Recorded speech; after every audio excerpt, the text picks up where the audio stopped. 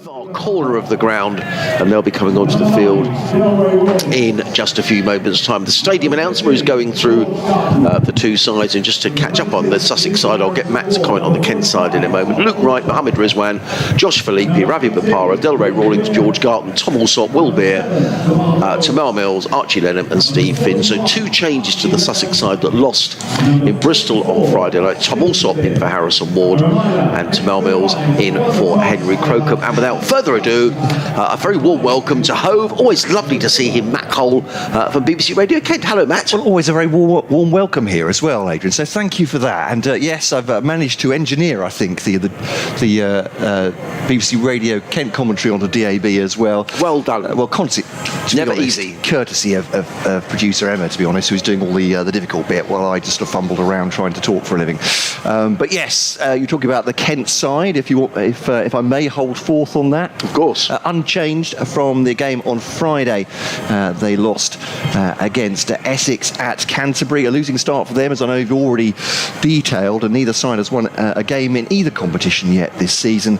So yeah, it's an unchanged one from there, but they are a little bit hamstrung by injuries, no pun intended, with the hamstrings. But Grant Stewart, who spent a game on loan, of course, here at Hove, is out, and so too Darren Stevens at the moment, not fit enough to be part of the 11. So Matt Quinn was the man that came in as the one change for Stewart for Friday. A better performance from a Kent point of view than Wednesday was, when they really were outplayed by Somerset. Conditions probably had quite a lot to do with that in terms of winning the toss and batting first rather than doing the opposite. But having said that, well, you've got to take advantage of conditions when you can, and your chances as well. And put it bluntly, they haven't won yet, so we're hoping that this one is a win for either side, I suppose, from one side. Sam Billings won the toss. He decided to bowl first. Yeah. I was speculating maybe with the possibility of a shower around that, maybe with Duckworth Lewis in mind, or do you think Kent will just fancy chasing anyway? Yeah, quite possibly. I mean, they profited massively from batting first last year, which goes against sort of conventional wisdom, doesn't it? But they like to put a massive score on the board and then defend it with their bowling, but hasn't gone well in the first two games. But I think there's a lot of sense in what you say. Chance of a short shower here. Perhaps they just like to be in control of what they're doing. It might even be something as simple as wanting to change things up from the first two games, and just, it's not gone well for them the first two, and let's see if chasing works better for us. But I'd say we can talk long and hard about this, and obviously Sussex fans, I don't want to bore them too much, but Kent's seam bowling has just looked a little bit under par in those first two games. I think that's been the difference. Perhaps the batting has looked fine. Spin bowling, Case Ahmad and George Linder looking effective too. So, but we'll see how they perform today. Well, Sid the Shark is out, the Sussex mascot. Is the Kent mascot over there as well? I can certainly see Sid the Shark is over there on the far side. I can't see Victor, or indeed Victoria. So the two mascots for Kent. No, although we did get some video, didn't we, on the big screen of the mascot race, which I always love. At Edgbaston on finals. Indeed, so yeah. I should just do a quick test, because if there is anyone listening on the headsets around the ground, if they could give us a quick wave from somewhere, maybe over in the pavilion, just to make sure that you can hear us. Yes, we are indeed. Gentleman there in a white jumper. Not sure who that is, but thank you very much for waving, sir. Fantastic. And there's another gentleman behind him. It could be maybe Tim behind in his regular. Yes, it is Tim. Yeah, he is. Look, waving furiously on the top deck. So hello, Tim. So we're going out around the ground. We're also going out via the Sussex Cricket Club live stream. So if you're listening to us but you think I'd quite like to look at the pictures as well, you can do that by going to Sussex County Cricket Club, clicking on the stream where you'll see pictures, and you can hear the commentary from Matt and I. And I know with Mohammed Rizwan, who's going to be batting in a few moments' time, there's been a huge amount of interest in the subcontinent, particularly in Pakistan. So if you're joining us from Pakistan, a very good, I don't know what time of the day it would be in Pakistan at the moment, but a very good day to you anyway. Mohammed Rizwan, who's made quite an impact here for Sussex. He hasn't been on the winning side yet, but he made 81 not out here against Glamorgan on Thursday night, and a very good 58 down at Bristol on Friday. Sadly, both of those innings win losses for Sussex, so they'll be hoping to rectify that today. And anytime soon we will get Mohammad Rizwan walking out for his second game here at Hove. Good early evening to you if you're in Pakistan. Wonderful. It's just before 6:30 there, so well in the done. evening. So they were checking that one. I thought you were going to ask people, as the Beatles did at one, was it the Royal Albert Hall, the Palladium, that people in the expensive seats can just rattle their jewellery. Is that right? To give you an indication that we're on. But that'd be good. I'm not sure. Those people you're talking about, perhaps they're in the cheaper seats. I don't know. Well, yeah, they were the good. We always do this around the ground just to make sure that everyone can hear. That's nice. And if you're, no one can hear us if you haven't got a headset on. But if you're sitting next to somebody who says you've got a headset on, how do you get that? How do you hear the commentary? Well, if you go to the club shop, which is just in the main entrance to the ground, you can pay £10 to get your headset, which you can use forever, provided it works. So the applause around the ground is for the Kent side, who are being led onto the field by their skipper, who is Sam Billings, with his white wicket-keeping gloves on and his orange shoes, his red top, and are they grey or black trousers, Matt? But either way, he looks very colourful. Well, dark blue technically, Right. but yes, it's, the Spitfire strip doesn't have the Spitfire emblazoned on the back and sides this time round. It's a rather more conservative maroon and dark blue concoction, and got a bit of a blizzard going on with the Sussex shirts. It's all very modern, isn't it? It is very blue modern. and dark blue. Is that right? Yes, it is. Yeah. Sam Billings looked very fluorescent in those orange shoes. Anyway, he's at the far end of the ground. It looks like the opening over is going to be bowled from the C end of the ground. Who are we going to see opening the bowling? It looks like Fred Clarkson, left arm over the wicket of the seamers. He's been probably the best performer, I would say, so far for Kent. It's looked good. I mean, he was great last season as well, as you'll remember from that semi-final against Sussex with 4 wickets. It was excellent. Out at Edgbaston. But it's all very well looking to the past for Kent, we might say that at this point. And I'm running out of times to say they're the reigning champions, frankly. Yeah, you keep that going a bit. They need to win a game at some point for us to. If Sussex have won it, I'll be going on about it all season. Well, I have prefaced every time I've mentioned it since September by saying I don't know if anybody's realised, or we said it before as you go on to air for a cricket chat, that Kent won it last year. But yes, got to make the most of it, as you say. They don't come around very often. It was 2007 the last time Kent won it, so make the most of it. Absolutely Well, right. I would say it's a much bigger crowd here than there was on Thursday night for the game against Glamorgan. Let's just hope that we don't get any interruptions through the weather. There's lots of blue sky around, so keeping everything crossed. And it's going to be Fred Clarkson who's going to bowl the first ball of the match, and he is going to be bowling to Mohammad Rizwan. 81 and 58, his 2 scores so far, and he waits as in comes Clarkson. Left arm over the wicket, comes in and bowls, and Rizwan is forward and punches that to extra cover. It's fielded by Joe Denley, and there is no run. So the first ball is a dot ball, and immediately Luke Wright, who is Mohammad Rizwan's opening partner, goes down, and the two of them have a little natter there. I wonder what that was about. Was that maybe sort of well done, or what do you think he's saying? I don't know. It's very early, isn't it? It is. To be having a chat. Yes. What's it doing out there, Mohammed? Well, I don't know. It's in comes Clarkson, number 18, left arm over the wicket, in and bowls to Rizwan. Rizwan drives through the offside. That's going to speed away. That's going to go for 4 runs. First boundary of the innings. Lovely looking shot by Mohammad Rizwan. Slightly over pitched by Freddie Clarkson, and Rizwan onto that in a flash, drilled the ball away through the offside for 4 runs. Relatively short boundary on that grandstand side of the ground. And just the one fielder outside of the circle on the offside had no chance of cutting it off, and Rizwan on his way with the boundary. Yeah, that's Jack Leaning, excellent fielder for Kent, but you're right, no chance because the placement was so superb. And Jordan Cox is the other boundary fielder at deep square leg at the moment. In comes Clarkson over the wicket, bowls to Rizwan, and Rizwan nudges that one to backward point, and there is no run. Jordan Cox got that wonderful catch at Edgbaston. He did, yeah, in the final. The Superman catch, yes. Wow, or as Matt Milne says, whose catch? Yes, because it was. Because he cleaned up, didn't he, basically? Yes, he had the easy bit. Well, don't tell him that.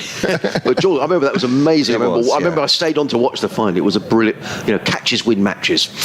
In comes Clarkson. Bright sunshine now, comes in and bowls. Short, pulled away by Rizwan, and he rather missed out. That was pulled straight to mid-wicket and fielded there by... who's that in there at mid-wicket? Sorry, that's George Linder, 27. Thank you. About that, yeah, at mid-wicket. But yeah, tucked him up a little bit there, Rizwan. But you're right, was it just back a length or just rose? Yeah. Because he's not the tallest of men, is he, Rizwan? No, he's not. Gets in a position early to pull. 4 without loss are the Sharks. Kent winning the toss, deciding to bowl as in comes Klassen bowls. Another good delivery. Up on his toes is Rizwan. Plays the ball down on the onside, and Klassen, following through, kicks the ball at the stumps, but it misses. And anyway, Luke Wright was home running to the striker's end. So Rizwan goes to 5, and Sussex 2-5 without loss in this first over here at Hove. Excited to see Rizwan with his 250s already in this competition, and he's an experienced international campaigner. His squad number has snuck into 3 figures, has it? 116 he is. Yes, so 16 here is Jack Carson, so he couldn't take Jack's number. He is 16 when he plays cricket, Mohammad Rizwan, for Pakistan. So he decided to become 116. So it's a bit of it's a lot of numbers to get on the back of a shirt. But he's at the non-striker's end as Klassen comes in to bowl to Luke Wright. He's in and bowls, and Wright's hit on the pad. There's a loud appeal. The ball bounces out onto the onside. There is no run, and I think Kent would have taken that in the opening over. 1 over goal, good over by Freddie Klassen. The Sussex Sharks are 5 without loss, and all of those runs to Mohammad Rizwan. Yeah, absolutely. I think they would do. He's bowled nice and tightly in that first over. Klassen perhaps just got away slightly with the one that Rizwan tried to pull away, but to be fair to Klassen, it was coming into the body, wasn't it? So he was trying to work it away on the onside. We're going to have George Linder. We're going to have a left arm spin then from the far end. This is the first time we've seen Linder sharing the opening bowling duties, though he did bowl one in the power play against Essex on Friday. But as we've already discussed with both sides, we know how those games are gone for the team. So. Yeah. Tell us a bit about George Linder, Matt. So South African international, big hitting all-rounder as well. He's got a strike rate even early in this competition, though it is, of 2 a ball. It's 200 basically. He scored a 27 and a 29, I think, from memory, and roughly 2 a ball. Massive hitter, but also spin bowler as well. He's played international cricket for South Africa. He's renounced that for now. He's on a 2-year contract for Kent. He comes in now, bowls to Rizwan, who turns that against the spin out towards Jack leaning at square leg, and they'll come through for a single 6 for none. So it's a real rarity to get a proven international, isn't it? Yeah, I agree. Overseas international for a 2-year contract. So playing all forms for Kent. Perhaps haven't seen the best of his bowling in the conditions we've had in the first couple of rounds or few rounds of the county championship, but certainly he's hit some massive 6s already at Canterbury, which is endeared into the crowd there. Just a change of field here as Jordan Cox is being pushed round squarer on the leg side boundary, and now Jack leaning for Luke Wright here comes into mid-wicket. He plays that suspiciously, does Wright, just sizing up his opponent. So he has played plenty of T20 internationals for South Africa as George Linder. Actually was keeping Simon Harmer out of the team in March, and only his departure to come and play for Kent allowed Simon Harmer, the Essex phenomenon, really, isn't he, in county cricket, back into the side. So that's how highly South Africa think of him. And bowls now, quicker delivery to Wright, makes himself room, half parry by Matt Milnes. They'll come through for 2. Wright, having hit that pretty gently, actually, trying to place it. Milnes got something on it, and the fielding completed by Fred Klassen. I think that's ideal if you could have an overseas who's here for a couple of seasons and isn't going to get called away by international commitments, which is completely not what Sussex have got. Well, that is the argument for it, isn't it? That's short from Linder. It's a bit of a drag, actually, and Wright hasn't taken advantage of that. Slams it into the ground of the offside again and fielded by Denley at cover. Missed out a little bit there, you think, Luke Wright? Yeah, definitely. He keeps changing the field here, Sam Billings, doesn't he? It's a 3rd or 4th time. So now he's got leaning at square and has pushed Cox further round. It's a boundary rider. Necessarily full part of the bat that from Wright, but he's run it up to Klassen at wide-ish mid-off. So they've gone to 9 for none with... I've already lost count of how many balls we've 5, yeah, 1 more to go. Oh, there we go. That's probably what it is. There's as many as 5. It's very difficult to count to 5. This is Linder. I'm the same. Linder bowls to Rizwan, who's now on strike. Full length delivery. This one swept and 1 bounce into the man Klassen at short leg, had fine leg inside the circle, so they got out of that one pretty well, Ken. So yes, just certainly one poor delivery from George Linder, which wasn't exploited, and 9 for none then off 2. So a slowish start, you'd say, but it's not how you start in T20, it's how you finish. I'm not going to break into song, you'll be glad to hear. Randy Baldwin got in touch with me this morning. Hello, Randy. And he says, during today's coverage, I wondered if you could give a shout out to Kevin and Kinder, or Kinder, Kinda, at Dignam from Hastings. They are loyal supporters who usually attend most home games in all formats, plus the occasional away game. Unfortunately, prior to the start of the game on Thursday night, Kevin had a fall in the ground, breaking his upper left arm. They'll be watching the live stream. I thought it'd be nice to wish them well and hope he can get back to attending games at Hove soon. So we do wish you all the very best, Kevin, with your programme. That sounds very painful. Change of bowling from this C end as it's driven away by Luke Wright to mid-wicket. It's Matt Quinn who's into the attack. Short delivery, pulled away by Wright, didn't time it, and fielded by Klassen, who was quickly round at mid-wicket to field. The total is up to 10 without loss. Doesn't count as innovation these days, does it? But Kent quite regularly did that, changing bowlers, having 4 on during the power play and just rotating them. So Quinn, as you say, from the CN now. Quinn, formerly of Essex, in over the wicket bowls, and Rizwan is struck on the thigh pad. The ball bounces down onto the onside, and there is no run. And just to reiterate, a very warm welcome to our listeners from BBC Radio Kent, BBC Radio Sussex. If you're watching via the Sussex Cricket Club live stream, I'm sure there'll be lots of cricket fans over in Pakistan watching Mohammad Rizwan, and a very warm welcome to you. And as Matt was saying, it's good evening in Pakistan, so I hope you all had a very enjoyable Sunday. As Quinn waits at the end of his run, 2 men outside the circle, as a deep backward square and almost a cow corner, as in comes Quinn and bowls, and Wright looks to pull that one down towards fine leg, doesn't get anything on it, rattles through to Billings, and there is no run. I hope I'm not being too partisan here, but that zoomed past Luke Wright's visor, but when he rehearsed the shot, he was reaching really high for it there, as if it had gone way over his head, but I felt that was a legitimate delivery as a bouncer. Yes, he's your score, Luke Wright. I mean, he made 13 in the first match, 25 in the second, but not quite at his best yet, Luke, in this competition. So such a dangerous customer, though, in T20 cricket, as Quinn is in, bowls, and Wright plays firmly to mid-off. They think about a single. He'll need to be quick. It was played to Zach Crawley there at mid-off. Yes, it did. Yes, who was thinking about shying at the stumps, but decided not to. And it's a single to Luke Wright. Yeah, he's in a competitive field in cricket. Luke Wright is, I must say, rightly known as one of the nicest men in cricket. I think he's a lovely man. Yeah, always. Yeah, excellent and very good as a captain. He may win an award. Yeah, would always come and whether Sussex won, lost, whether as captain, he was always straight out to talk. So a lot of time for Luke Wright, who's a wonderful player. 37 years of age now is Luke.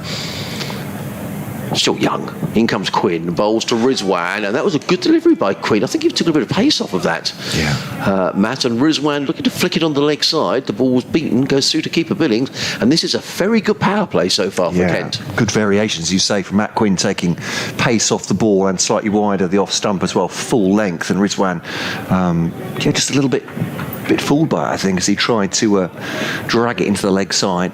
12 for none so far, ball shy of the end of the third over. Quinn on his way again. The sun has momentarily gone in. He's in and bowls to Rizwan, and Rizwan is full. Plays it into the onside. They'll think of, there was never 2 there because Bell Drummond was very quickly round from mid on to field. It is the end of a very fine over by Matt Quinn, just conceding the 3 runs plus a leg by. So after the end of 3 overs, I think Kent will be the happier of the 2 sides. The Sharks are 13 without loss. Rizwan on 7, Wright on 5. I'll just say from a cricket fan's point of view, Ben Compton is finally out playing against the New Zealanders for the first class counties 11 for 119. Wow. Unfortunately, that doesn't count towards his first class figures. Otherwise, he would have scored 1,000 runs before the end of May, which... Did Tom Haynes get any get? Because Tom was batting last night, but I don't know, he was 12 not out overnight, I think. Let's just check. I do... there I am being very one-eyed, aren't I? No, not at all. 14. Okay, so he was out early, so he was 12 overnight, I think. Matt Henry took his wicket, and the New Zealander will be with Kent in July for the second half of the season. Lovely man he was. I spoke to Matt Henry during the game here last week and thought what a nice guy he was.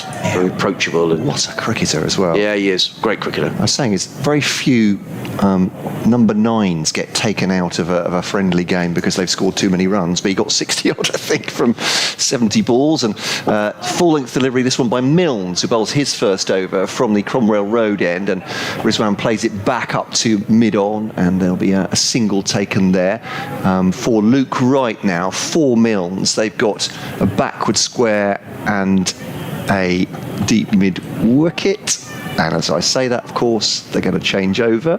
It's now Jack Leaning at deep square leg, and George Linder goes out to deep points. They're mirroring each other either side of the field. No slip in here as Milnes bowls to right. Slower delivery, just a bit of bat and pad. Is it down to fine leg?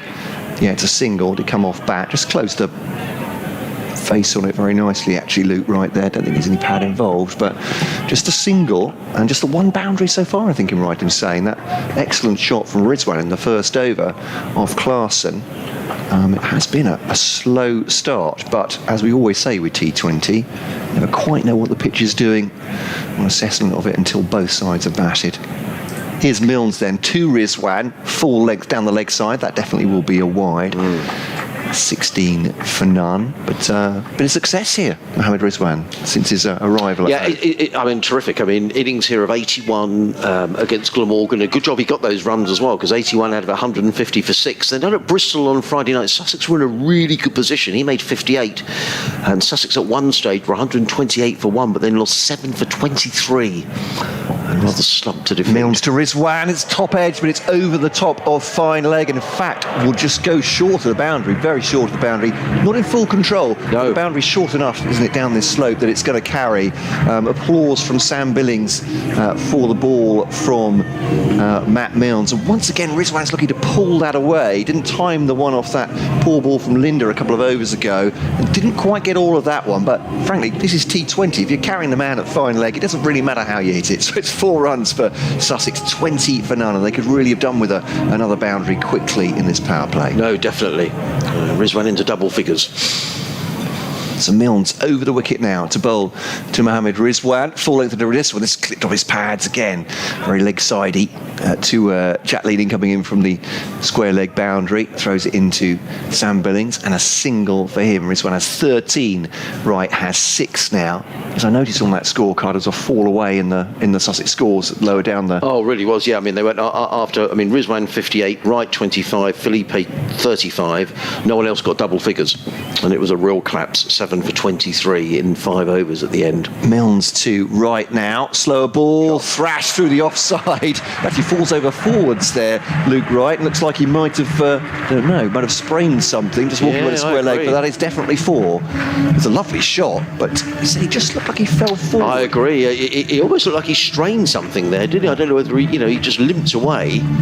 It's moving a bit easier now, to be honest. He's gone for a little walk to square leg and come back. I think he's fine, but let me just tweet something there, an Achilles, but yes. Lovely shot. 25 for none, so 4 for him. Milnes to him once again. Cut to Case Ahmad at backward point, and there's no run. Slower ball from Milnes. End of the over. Most expensive one so far. 25 for none. 3 boundaries off it, was it? There was the hook for, went over fine leg for 4, I think 2, but there was still, no, right, was it 12 off the over? I think so, yes. 30 for none, 25 for none, yes, it was indeed. So yeah, there's a wide in there as well. So, better for Sussex, obviously looking to get to double figures in these power play overs, certainly. Clarkson returns. Here Kent really are just shuffling the pack here. Clarkson will return, not letting Sussex settle is the idea here. Right, 10, Rizwan 13. And in comes Freddie Classen from the C end of the ground, running up the hill, comes in and bowls to Mohamed, who pulls that away, and he's going to be caught at backward square leg, and that's a huge wicket as far as Kent are concerned.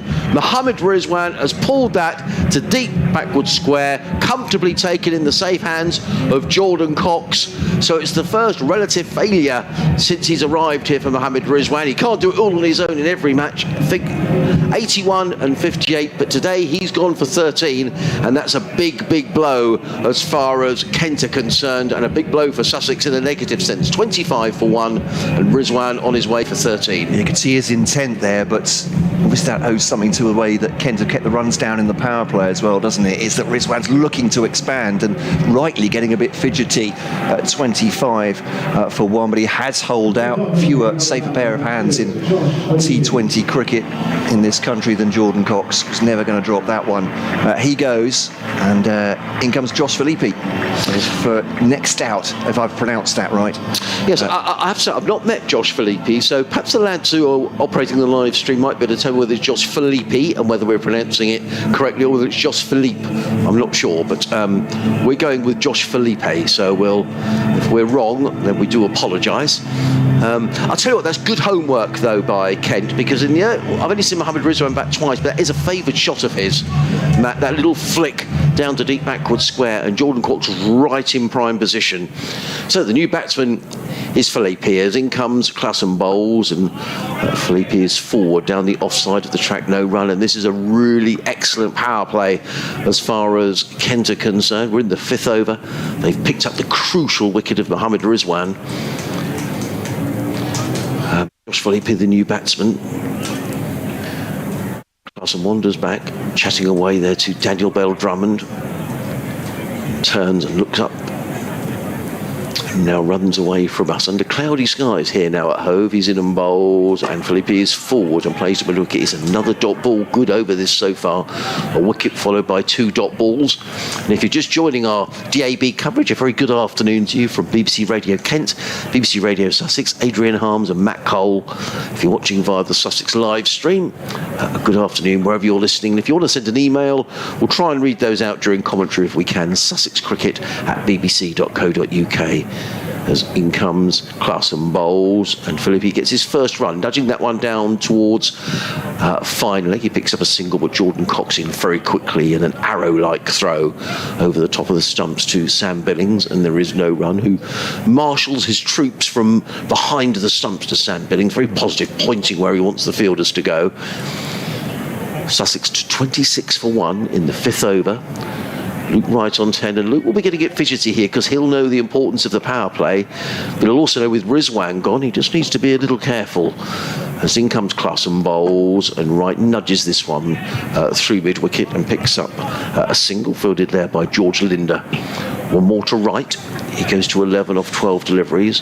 The Sharks 27 for 1, and this over so far, what a good over from Freddie Klassen. He's just conceded the 2 runs. Yeah, he's carried on where he left off last season, to be honest. He was very, very effective in the campaign last year. Obviously, it's a team effort, but really came of age, I think.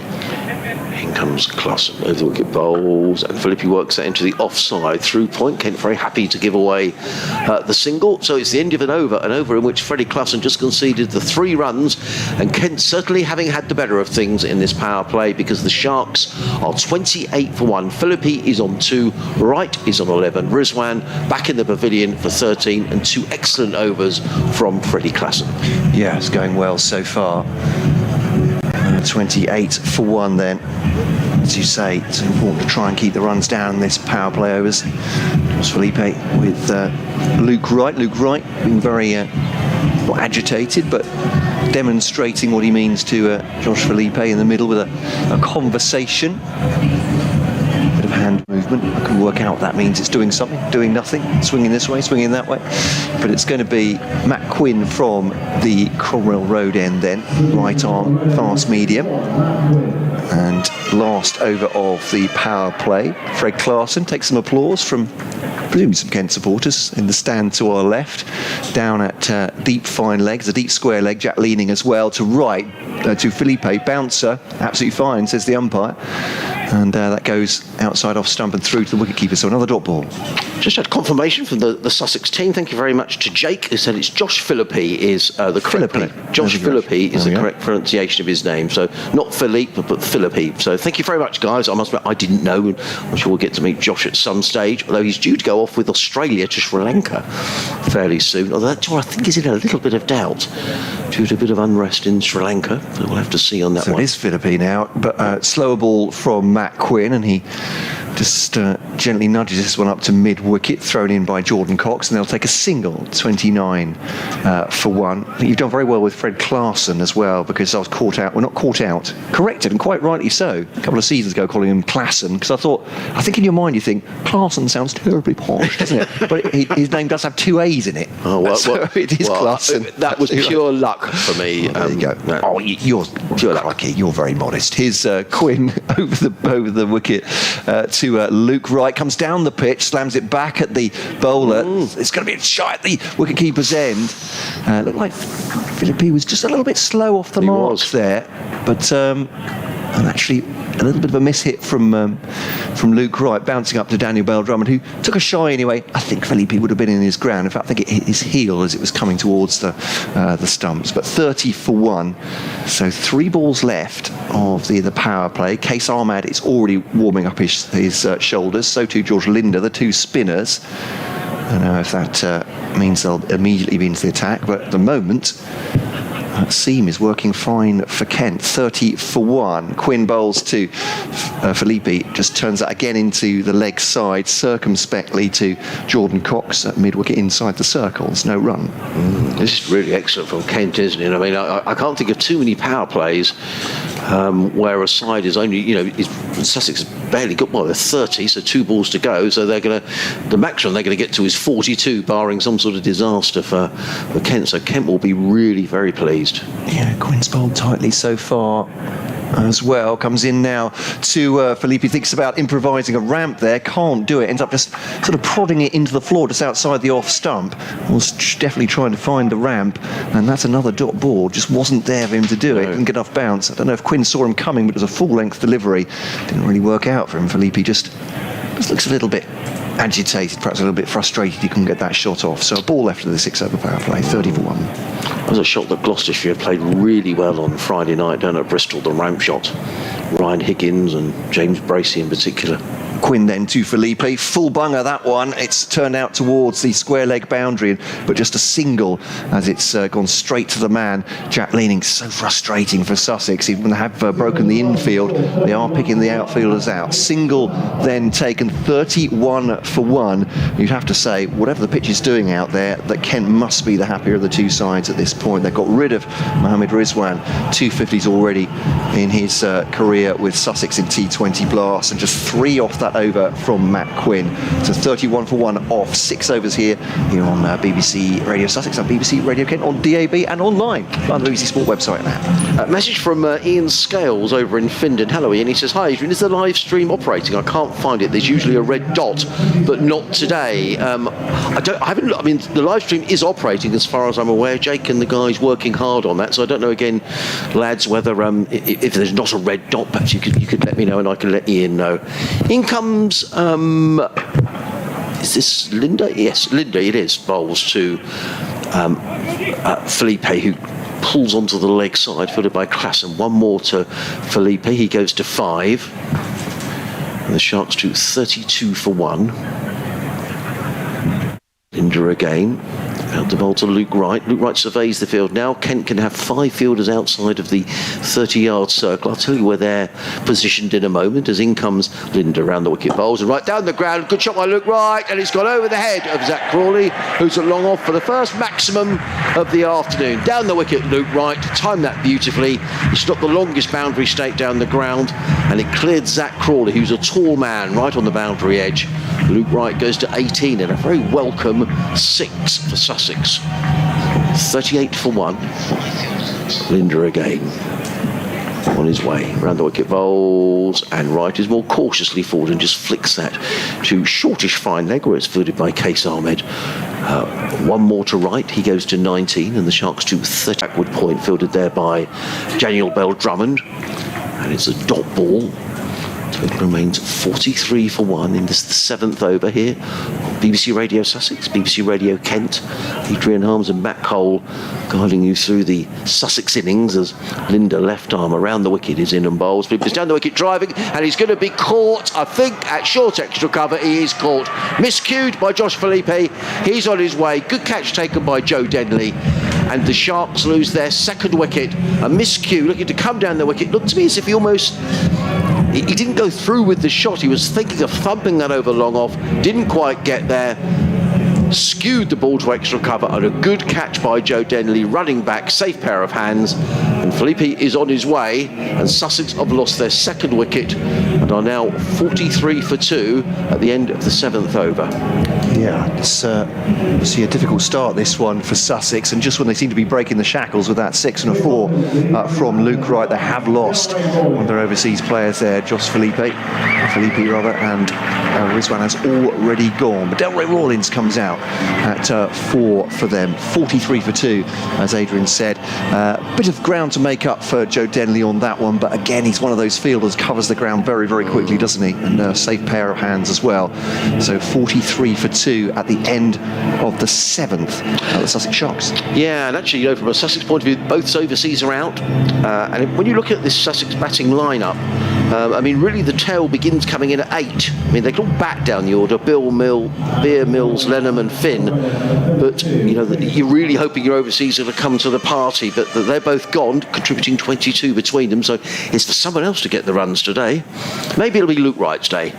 Case Ahmad comes on, the Afghan leg spinner from the Cromwell Road end, bowling to Luke Wright. Has a lot of responsibility now. They'll come through for a quick single to Daniel Bell Drummond at point. He's come from backward point there. Well judged run by Luke Wright, just opening the face and running it out there. And a real opportunity here for Delray Rawlins, who often in T20 matches seems to come in the dying embers of a game, but a real chance to bat a long time here, comparatively. Coming in at number 4, he's coming ahead of Ravi Bopara, which is interesting. Talented cricketer as well, isn't he? All-round. Yes. Triple threat he is, isn't he? Batting, bowling and fielding. But Ahmad, as Rawlins just takes a look around the field, bowls to him now and pushes forward on this one with the spin, the left-hander. He'll go out towards square leg and they'll take a single. Joe Denley was after it. Actually, Milnes came in from the leg side boundary to field that one. The field changes over. So a left-hander, maybe that's the thought, is it, bringing him in up the order? As the leg side field is plastered to the boundaries. Wright just pushes it into the offside with the spin to Daniel Bell Drummond. No run. Very pointedly tells Delroy Rawlins not to move a muscle at the non-striker's end. 45 for 2 then. Ahmed once again, quicker delivery. Again, played suspiciously by Wright with the spin out to Bell Drummond at backward point, dot ball. Excellent from Kent at the moment, isn't it? They're really getting Sussex penned in here. Luke Wright desperate to get down the wicket. If you can understand that as well, yeah. Here's Ahmad now, and does this time, leans on that up to long on, and there'll be a single. George Linder fields there, but not taking any aggressive action at Ahmad in the first over. But Rashid Khan's been here for so many years that I suppose Sussex know all about mystery spinners, don't they, in terms of sometimes you end up trying to aggress them and making a fool of yourself. So ball even to go of the 8th over, 46 for 2. It's beaten him there. Gave it a bit more air by Ahmad outside the off stump. It's a swing and a miss from the slog sweep from Rawlins, and that's the end of the over. 46 for 2. Ended up being a pretty good one for Case Ahmad as well. Yeah, just 3 runs coming off that over, and Delray Rawlins pushed up the order. I think as a good call, Matt. Maybe they're looking to go for a left-hand, right-hand partnership. Ravi Bopara coming in, you'd have thought next is a right-hander, then George Garton, who's a left-hander, Tom Alsop as well, a left-hander. So we'll have to see how it pans out in terms of this batting order. But the more immediate problem for Sussex are they're only going long at the minute at 5.8 and over. Always difficult to tell from up here, but it's a pretty good deck here at Hove. I can't believe the wicket is doing too much. I think we have to give a lot of credit to Kent, who bowled extremely well here so far. And Matt Quinn is going to carry on the attack from the C end of the ground. Yeah, I would say, and the loose deliveries they've bowled, either, with my luck, my judgment, Sussex haven't managed to take it off for me. There's been perhaps 3-4 deliveries that haven't been bowled particularly well, and I want to see those going for boundary and putting the pressure on the bowling side, but at the moment that's not happening. But it's going to be Quinn, number 64, on the back of his shirt. He runs away from us to bowl to the right-handed Luke Wright. He's in and bowls and Wright hammers that one away to the leg side. That's a really good bit of fielding on the boundary. Was pulled away by Luke Wright, but Freddie Klassen was round really quickly at deep mid-wicket. He not just stopped the ball from going for a boundary, but he was very quick to then pick up the ball and hurl it in, and just a single to Luke Wright. And again, I think Matt Quinn got away with one there. Yeah, I absolutely agree. Claessen's made really good ground to that and stopped it almost goalkeeper-like with a couple of hands. He and Matt Milnes protecting the boundaries on that side are both really accomplished fielders. Back in the day, if you're a quick bowler, you weren't expected to do much more than offer a ball to the boundary, were you? But that's not the way of it these days. Quinn in, bowls to Rawlings. He pulls that away onto the leg side, and is that going to go for four? No, it's not. Good bit of fielding by Leading, who's on that mid-wicket boundary. Again, it was short from Quinn. Strange shot from Rawlings. Always sort of, I don't know, sort of pulled it from in front of his face. It was a strange-looking shot, wasn't it? But he got a single nonetheless. He goes to 2. The Sharks to 48 for 2 in the 9th over. Just a weather update. Still lots of heavy cloud around, but patches of blue. And at the minute, we're fingers crossed that the weather isn't going to intervene. The odd shower forecast.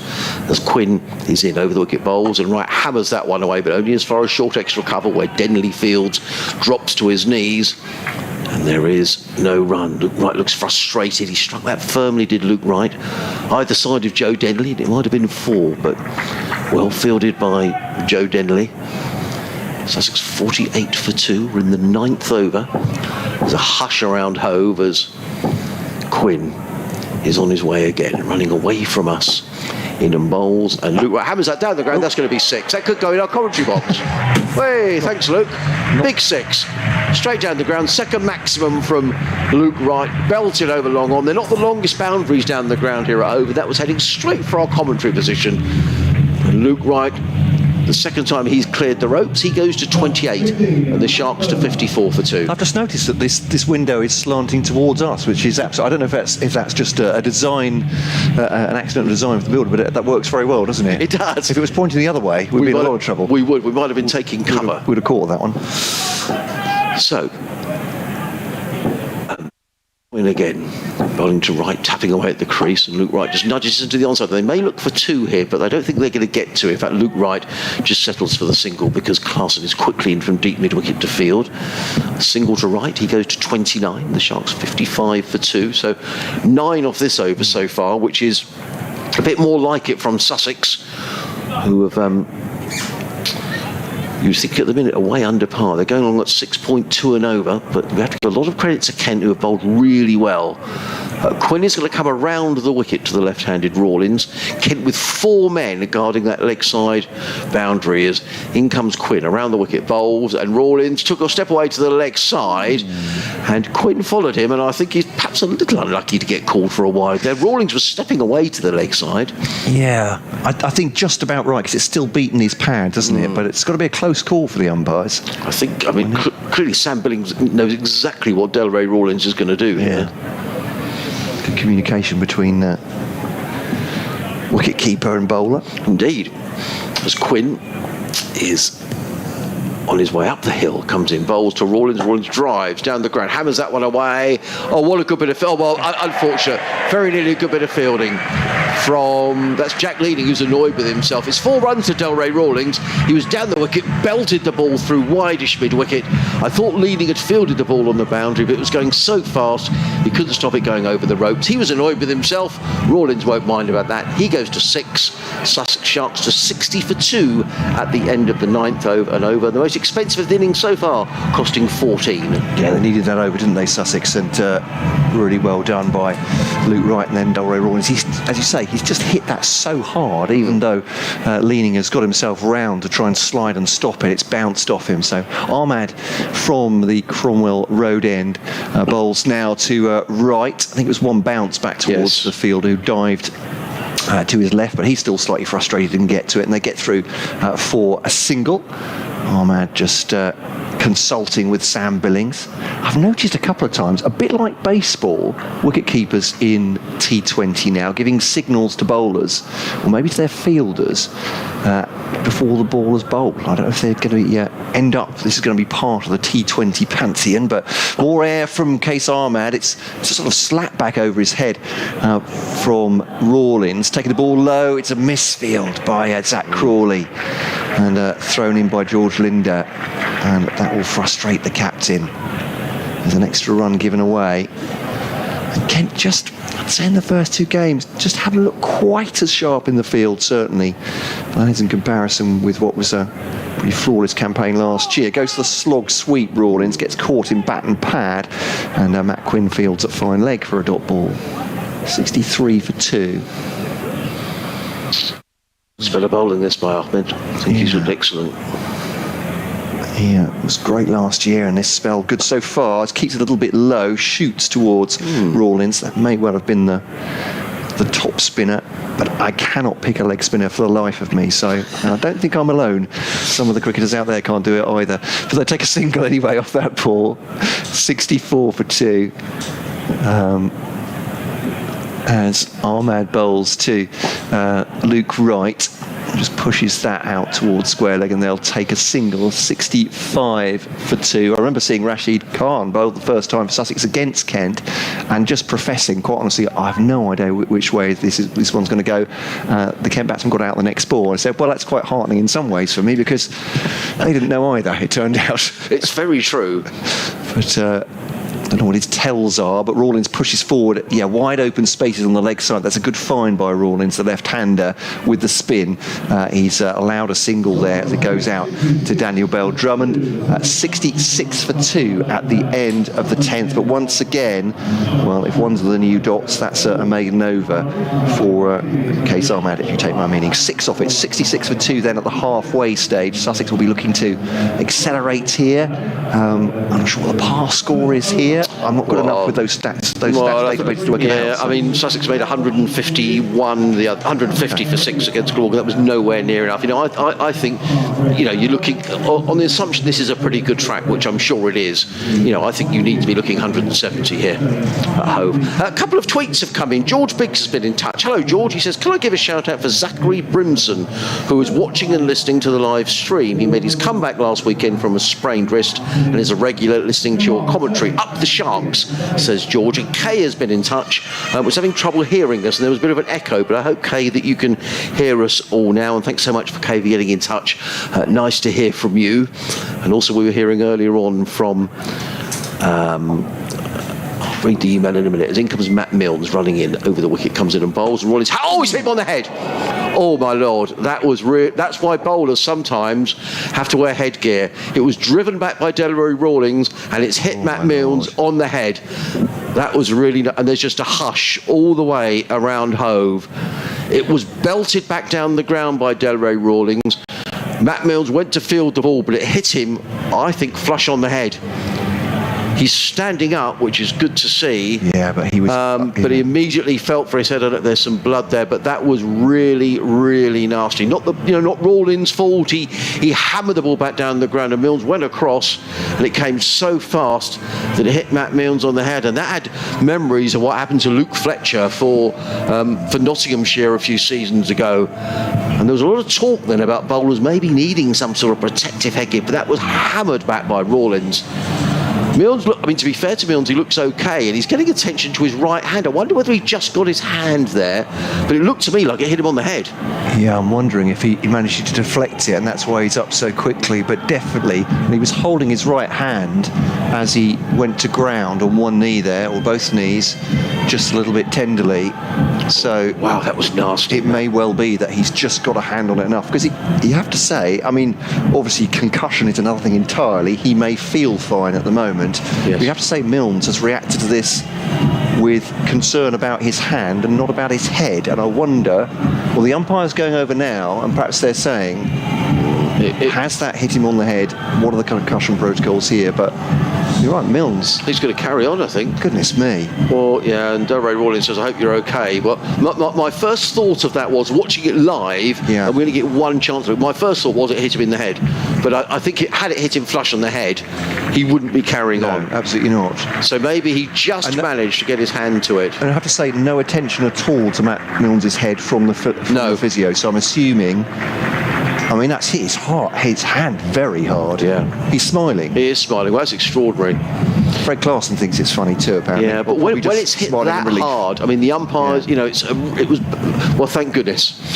67 for 2, Rawlins on 11. Back to the cricket. As Milnes runs away from us. He's okay, thankfully. Comes in and bowls. Slows delivery. Luke Wright drives it down the ground. They're going to pick up one. They'll think about two, but they won't be able to get a second as Clarkson is very quickly in from long onto field. And throws to Sam Billings. And that shows, to me, I mean, obviously, I'm not a professional sports person, and this is the stuff they're made of. Incredible composure, because that's a very good ball. He's taken a bit of a pace off and bowled Yorker length as well, but, well, I guess that's just what's between the ears of the modern sports person. Amazing stuff. Thank goodness he's all right. Yeah. 68 for 2. Milnes is in, bowls to Rawlins, who pulls around to the leg side. More runs here for Delray Rawlins. It's only going to be a single. Good bit of fielding by Leaning. Throw comes in. They'll need to be quick here as the throw comes in from the boundary edge. Not the best of throws, but a combination of Leaning and George Linder getting the throw in. 2 more to Rawlins. He goes to 13 off 10 deliveries. The Sharks to 70 for 2.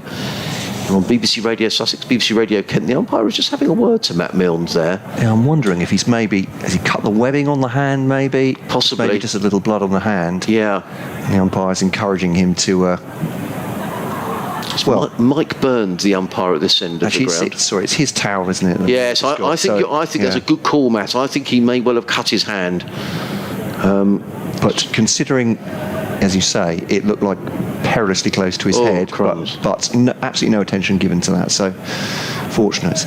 Milnes in bowls, full toss wide of the off stump, and he was put off there by Delray Rawlins, who decided to advance down the wicket and clearly put Milnes off. He tried to slant the ball across the left-hander, got it all wrong. It's a wide. And the Sharks are 71 for 2 in this, the 11th over. That was a proper charge, wasn't it? It was a real charge, wasn't it? Really put the bowler off. 3 men guarding the leg side boundary. Milnes, his busy approach to the wicket. He's in and bowls, and Rawlins hammers that one to long off, literally down in front of us, fielded by Fred Clarkson on this immaculate outfield here at Hove. It really is like a billiard table.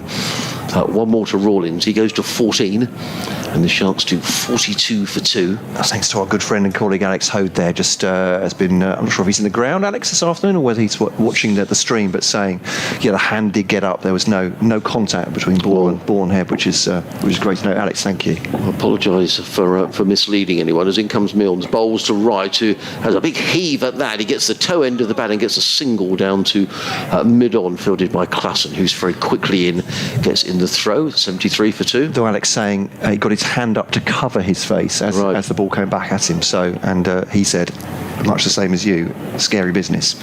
Came back like a rocket, didn't it? Absolute like a rocket. His reactions has absolutely saved him from more serious injury there.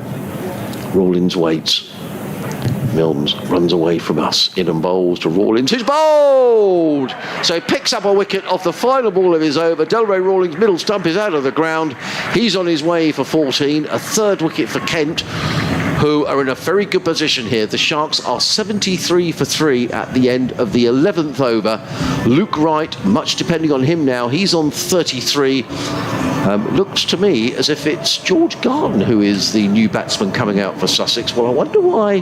There's no disrespect to George, who's a very fine player, but I'm just wondering why Bapara hasn't come out unless Sussex are replacing left-hander with left-hander. That could be the thinking behind George Garden coming out ahead of the skipper, Ravi Bapara. Nonetheless, Rawlins on his way for 14. Milnes is actually going off the field now, Matt, I can see. Maybe some attention to that hand, but whatever the situation, Kent in a very strong position. 73 for 3 are Sussex at the end of the 11th. And just another quick shout out for Kevin and Kinder Dignam from Hastings. Kevin broke his arm here on Thursday night before the start of play. He's watching the live stream, and we wish you well, Kevin, in your recovery. So it's going to be George Linder to come back into the attack.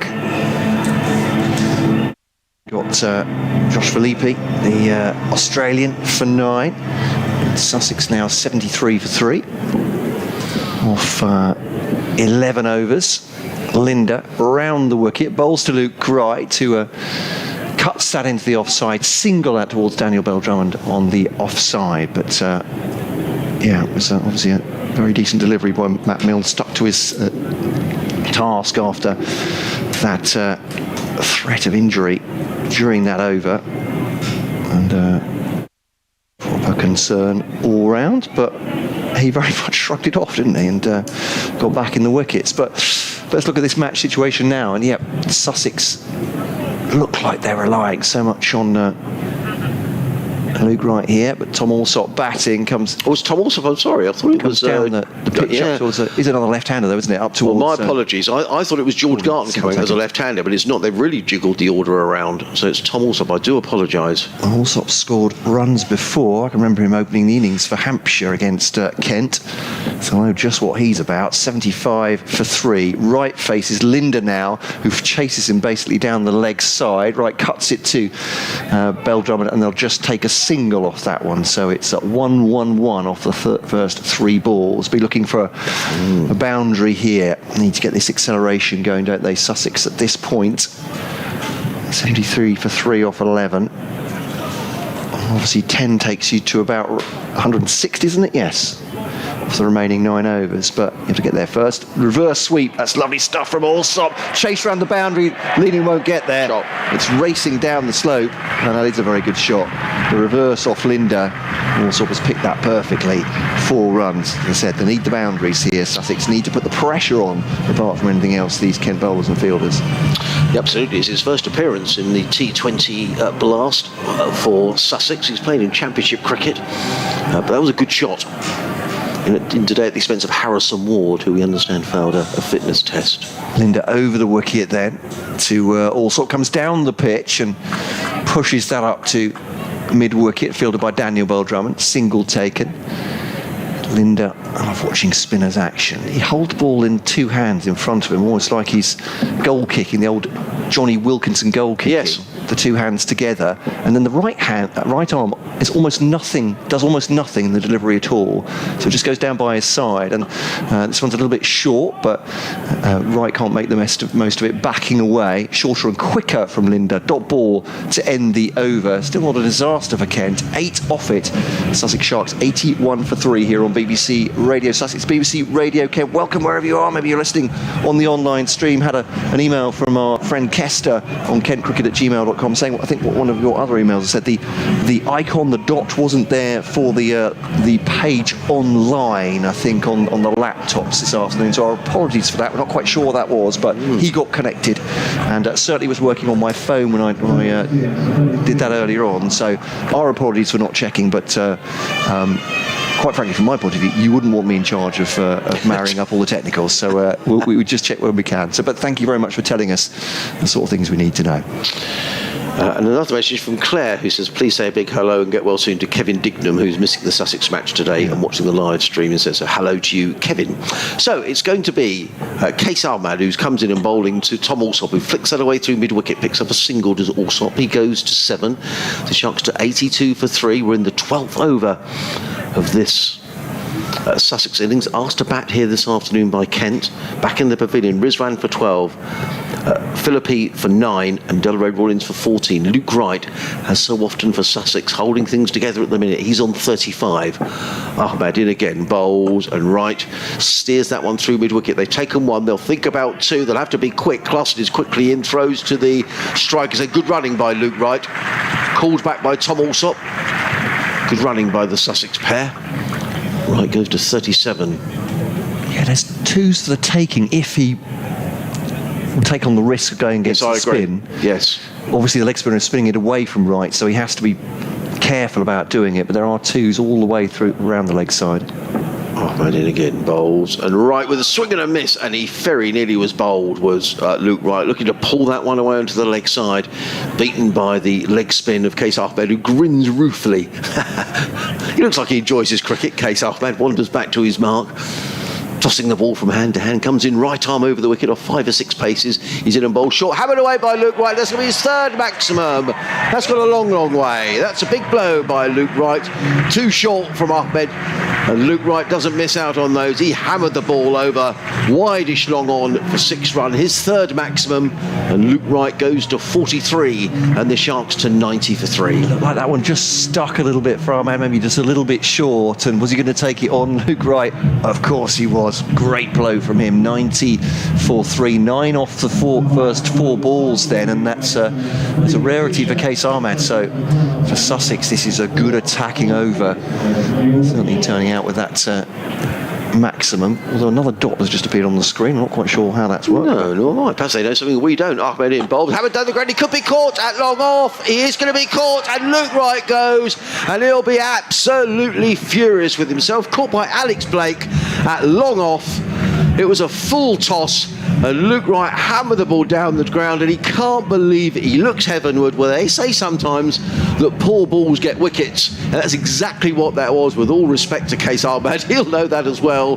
But sometimes it happens. It was a full toss, and Luke Wright has hit it straight down the throat of long off. No way was Alex Blake going to miss that. Massive blow. Wright gone for 43, and now the Sharks are 90 for 3. Yeah, he's a great fielder to have on as a sub for Matt Milnes, Alex Blake, isn't he? But yeah, have to take the risk. I think Luke's Wright's absolutely correct. They need to push the scoring on, but unfortunately with him gone now, and it's a massive scalp for Kent. But Ravi Bapara comes out, and for Kent fans over the years, that's always been an ominous sight. So Sussex are by no means done at this point. 90 for 4 though, just shy of the 13th over.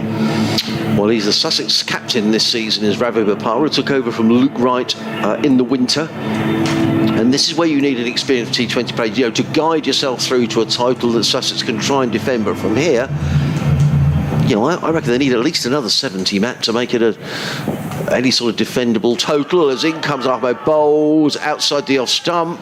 Billings takes, whips off the bails. Loud. It was appealing there to the umpire, not the square leg umpire, which was a little bit odd. Anyway, it's a dot ball, and Ahmed gets out of his over well. He's gone for 6. And the last 2 balls of the over, he finishes up with a wicket dot. So it's good bowling from Case Ahmed at the end of the 13th over, and the Sharks are 90 for 4, with Alsop on 7, Bapara yet to score.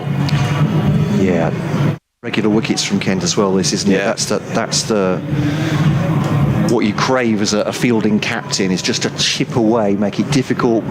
Batsman having to make starts, coming in. Wright looked like the key for Sussex, having got himself in, hitting the ball very sweetly as well. So Linder to continue. This is his final over. He'll bowl from the Cromwell Road end to Tom Alsop. Goes to reverse again. It's in the air, but beats leaning all ends up. He tried to go early leaning round towards backward square. It gone the other way. 1 bounce for 4. That is hit like a rocket from Tom Alsop. What a shot. That really is a good shot. Beautiful shot, wasn't it? First outing in the T20. Robin Martin's been in touch. Hello, Robin. He says, I'm a Kent supporter, thoroughly enjoying the commentary. I've never visited Hove before. Can you tell us a bit about this lovely ground? Well, it is a lovely ground. It's a ground that slopes from where Tom Alsop is batting up the hill. So Linder is bowling down the hill, Robin, I should say. Bowls to Alsop coming down the pitch to that one, and against the spin out towards mid-wicket. Danny Bell-Drummond comes in from the boundary. There's 3 boundary fielders there, all forward of square at the moment, and Matt Quinn at fine leg. They'll change over now for Ravi Bapara. Right-hander, of course. Joe Denley takes a gentle trot over towards mid-wicket for him. It's a really good point you make about losing wickets, because that's what Sussex did on Friday night, and it's so difficult for new batsmen coming in where you haven't got any time to adjust. You've just got to get on with it.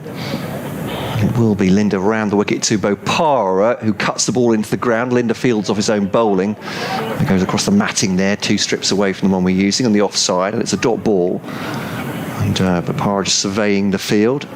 He's more than capable of taking a game away from you, though. In 5-6 overs is Ravi Bapara. They're just putting Joe Denley out now to extra cover, taking him out of mid-wicket, so they're allowing room for Bopara if he wants to try and hit against the spin here. He sweeps to Klaasen, quick run taken. Fred Klaasen throws it towards Sam Billings. I'll be pleased with that, the Kent captain. They got through for a quick single anyway, but not only did he miss the stumps by a couple of feet, but it bounced just before the wicket-keeper, which is a nightmare, isn't it, for the man with the gloves even. I like Billings as captain. He's very definite in what he does, doesn't he? Yeah. Of course, he's played so much franchise T20 as well. He's very clear in his plans, as you say. Down the wicket comes Allsop. They'll try two here, will they? To the arm of Milnes. No, they won't. Oh, good decision. And very good decision. It was a smart throw, wasn't it, into the non-striker's end. I think Bopara would have found himself quite a way long short. Yeah, he would.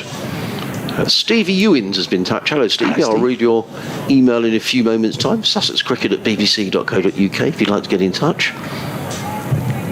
Last ball before the end of the 14th over. Sussex 97-4-4. Linder gives up more air. It's a sweep by Bopara. It's a half appeal by Linder. Was it back though? That'll be why the umpire's not entertaining that, because it was. It ends up as a glance down a fine leg. Single taken, 98 for 4. So 8 off the over. But you think these remaining 6 here, certainly the remaining the last 5, Sussex want to be up in double figures, which means a boundary and over for them here, doesn't it, really, from these remaining ones to get themselves up towards 150 and more. Yeah, I mean, I think 160 is absolute minimum. I mean, it's a fast outfield, looks a good wicket to me. It's a strong Kent batting lineup. You know, Sussex have really got to step on the accelerator here.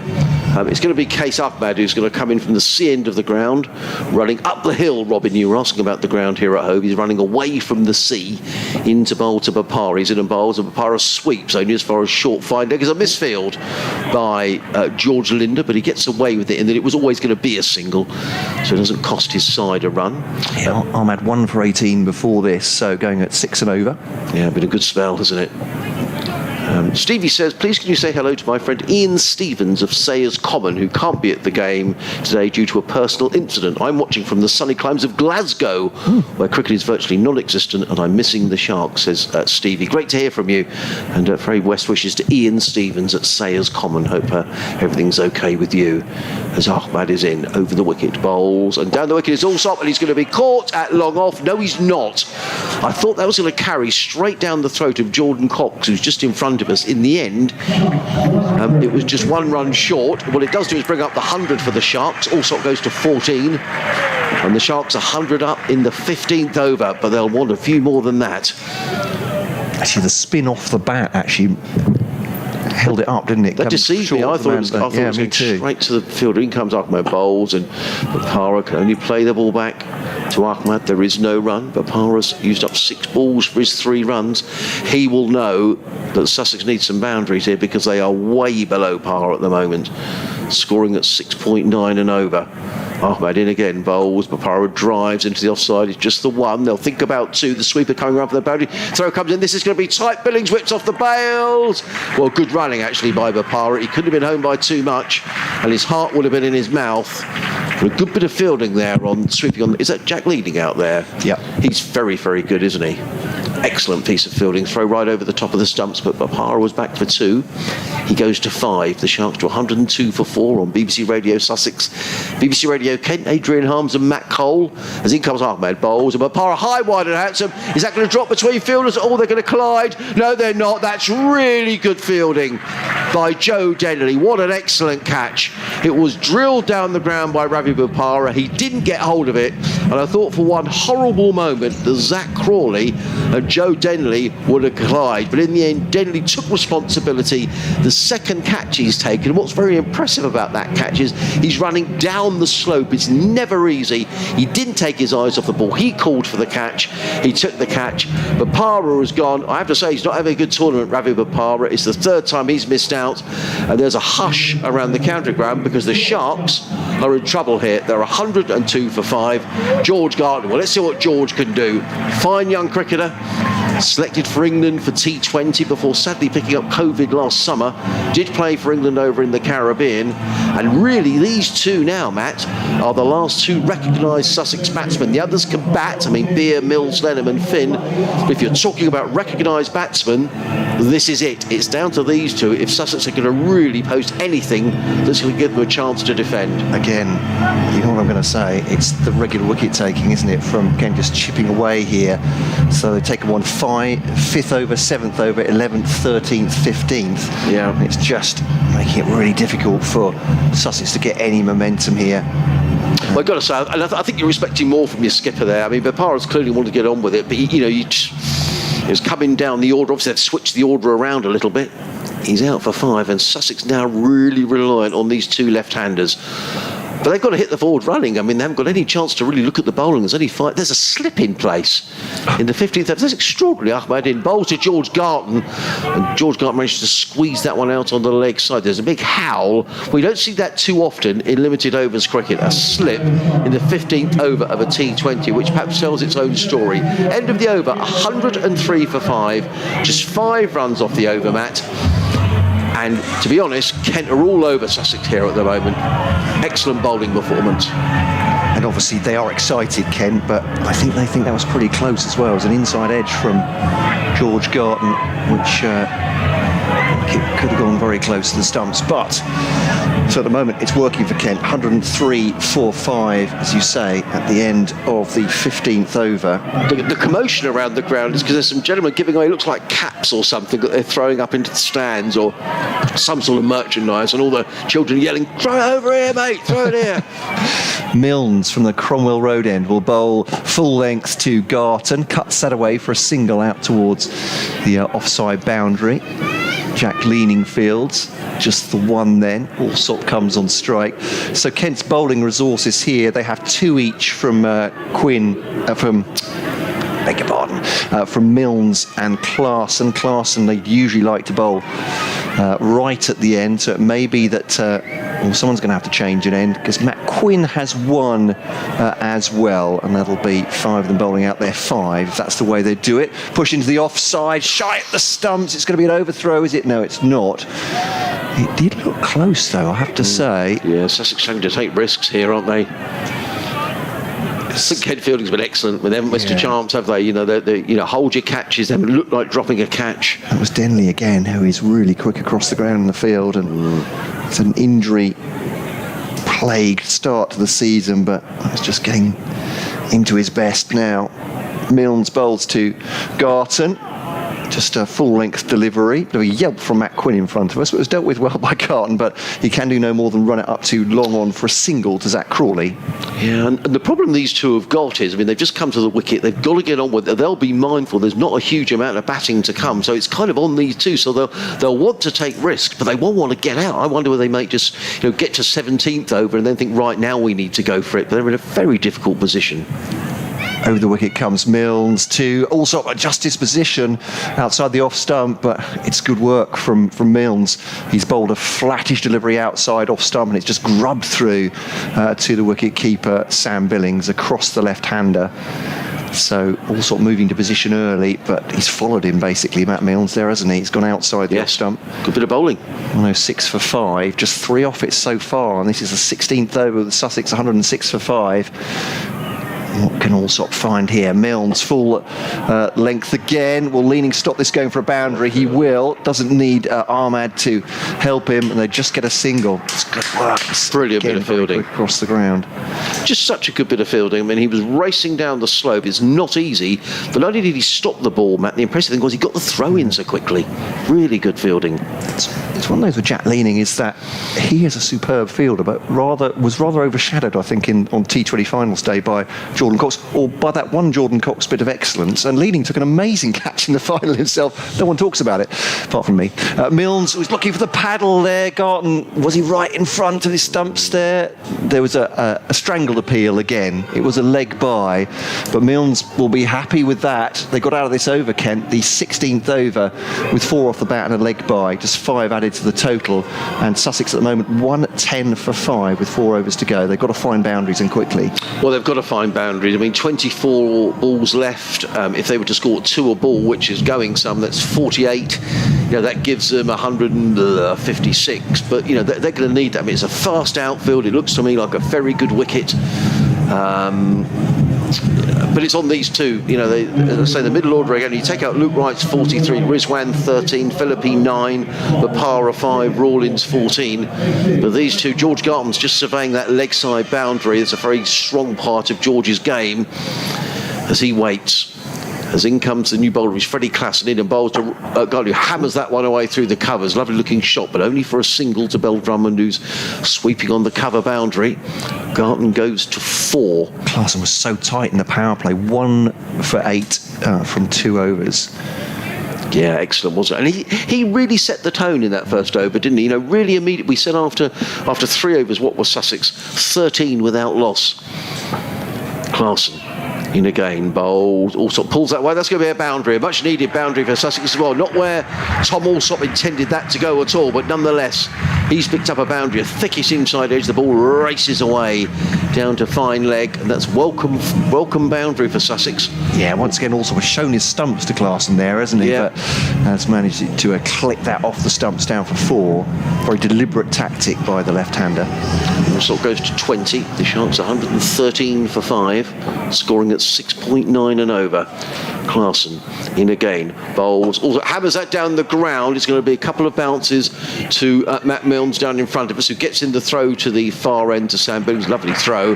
Nonetheless, couple of runs to Alsop. He goes to 22. So we said Sussex need, if they could get 2 runs a ball, well, they're doing that at the moment in this over. 7 off the first 3. Milnes is just looking at his right hand, which I think is giving him a bit of discomfort. In fact, he's got a big towel on it where he hurt his hand. Yeah, that'll be sore. Yeah, it will be sore. Klassen in, bowls and played onto the leg side by Alsop. He picks up a single, so 8 off the first 4 balls. So we were talking about 2-0, 2 a ball, getting Sussex somewhere near something defendable. And I think, to be honest, Matt, I think 160 is absolute minimum here for Sussex to give themselves anything to bowl at. Woodgarden just surveys the field. Now, Sam Billings wants a change in the field. He's going to put his fine leg back on the fence and his mid-off, who's Matt Milnes, is going to come up inside the circle. So 4 men saving 1 on the offside, just 1 fielder on the offside on the ropes. In comes Klassen, bowls, and Garton plays. Oh, that's a lovely shot by George Garton. That's beautifully played. The field was up on the offside. George Garton spotted that and just leant on that delivery that was wide of the off stump and helped the ball away through backward point for a boundary. Garton goes to 8 of 6 deliveries. The Sharks to 120 for 5. And this is a much better over from Sussex. 12 off the over so far. This is what they need, another boundary here, Yep. they'll be thinking. And we get ourselves, you say, a platform for the last 3 overs and the possibility of getting up near 150, 160, something for their bowlers to bowl at. Definitely.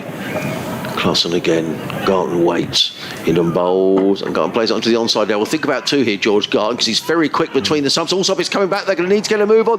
Throw comes into the bowler's end. That's a brilliant bit of field, but a good bit of running as well.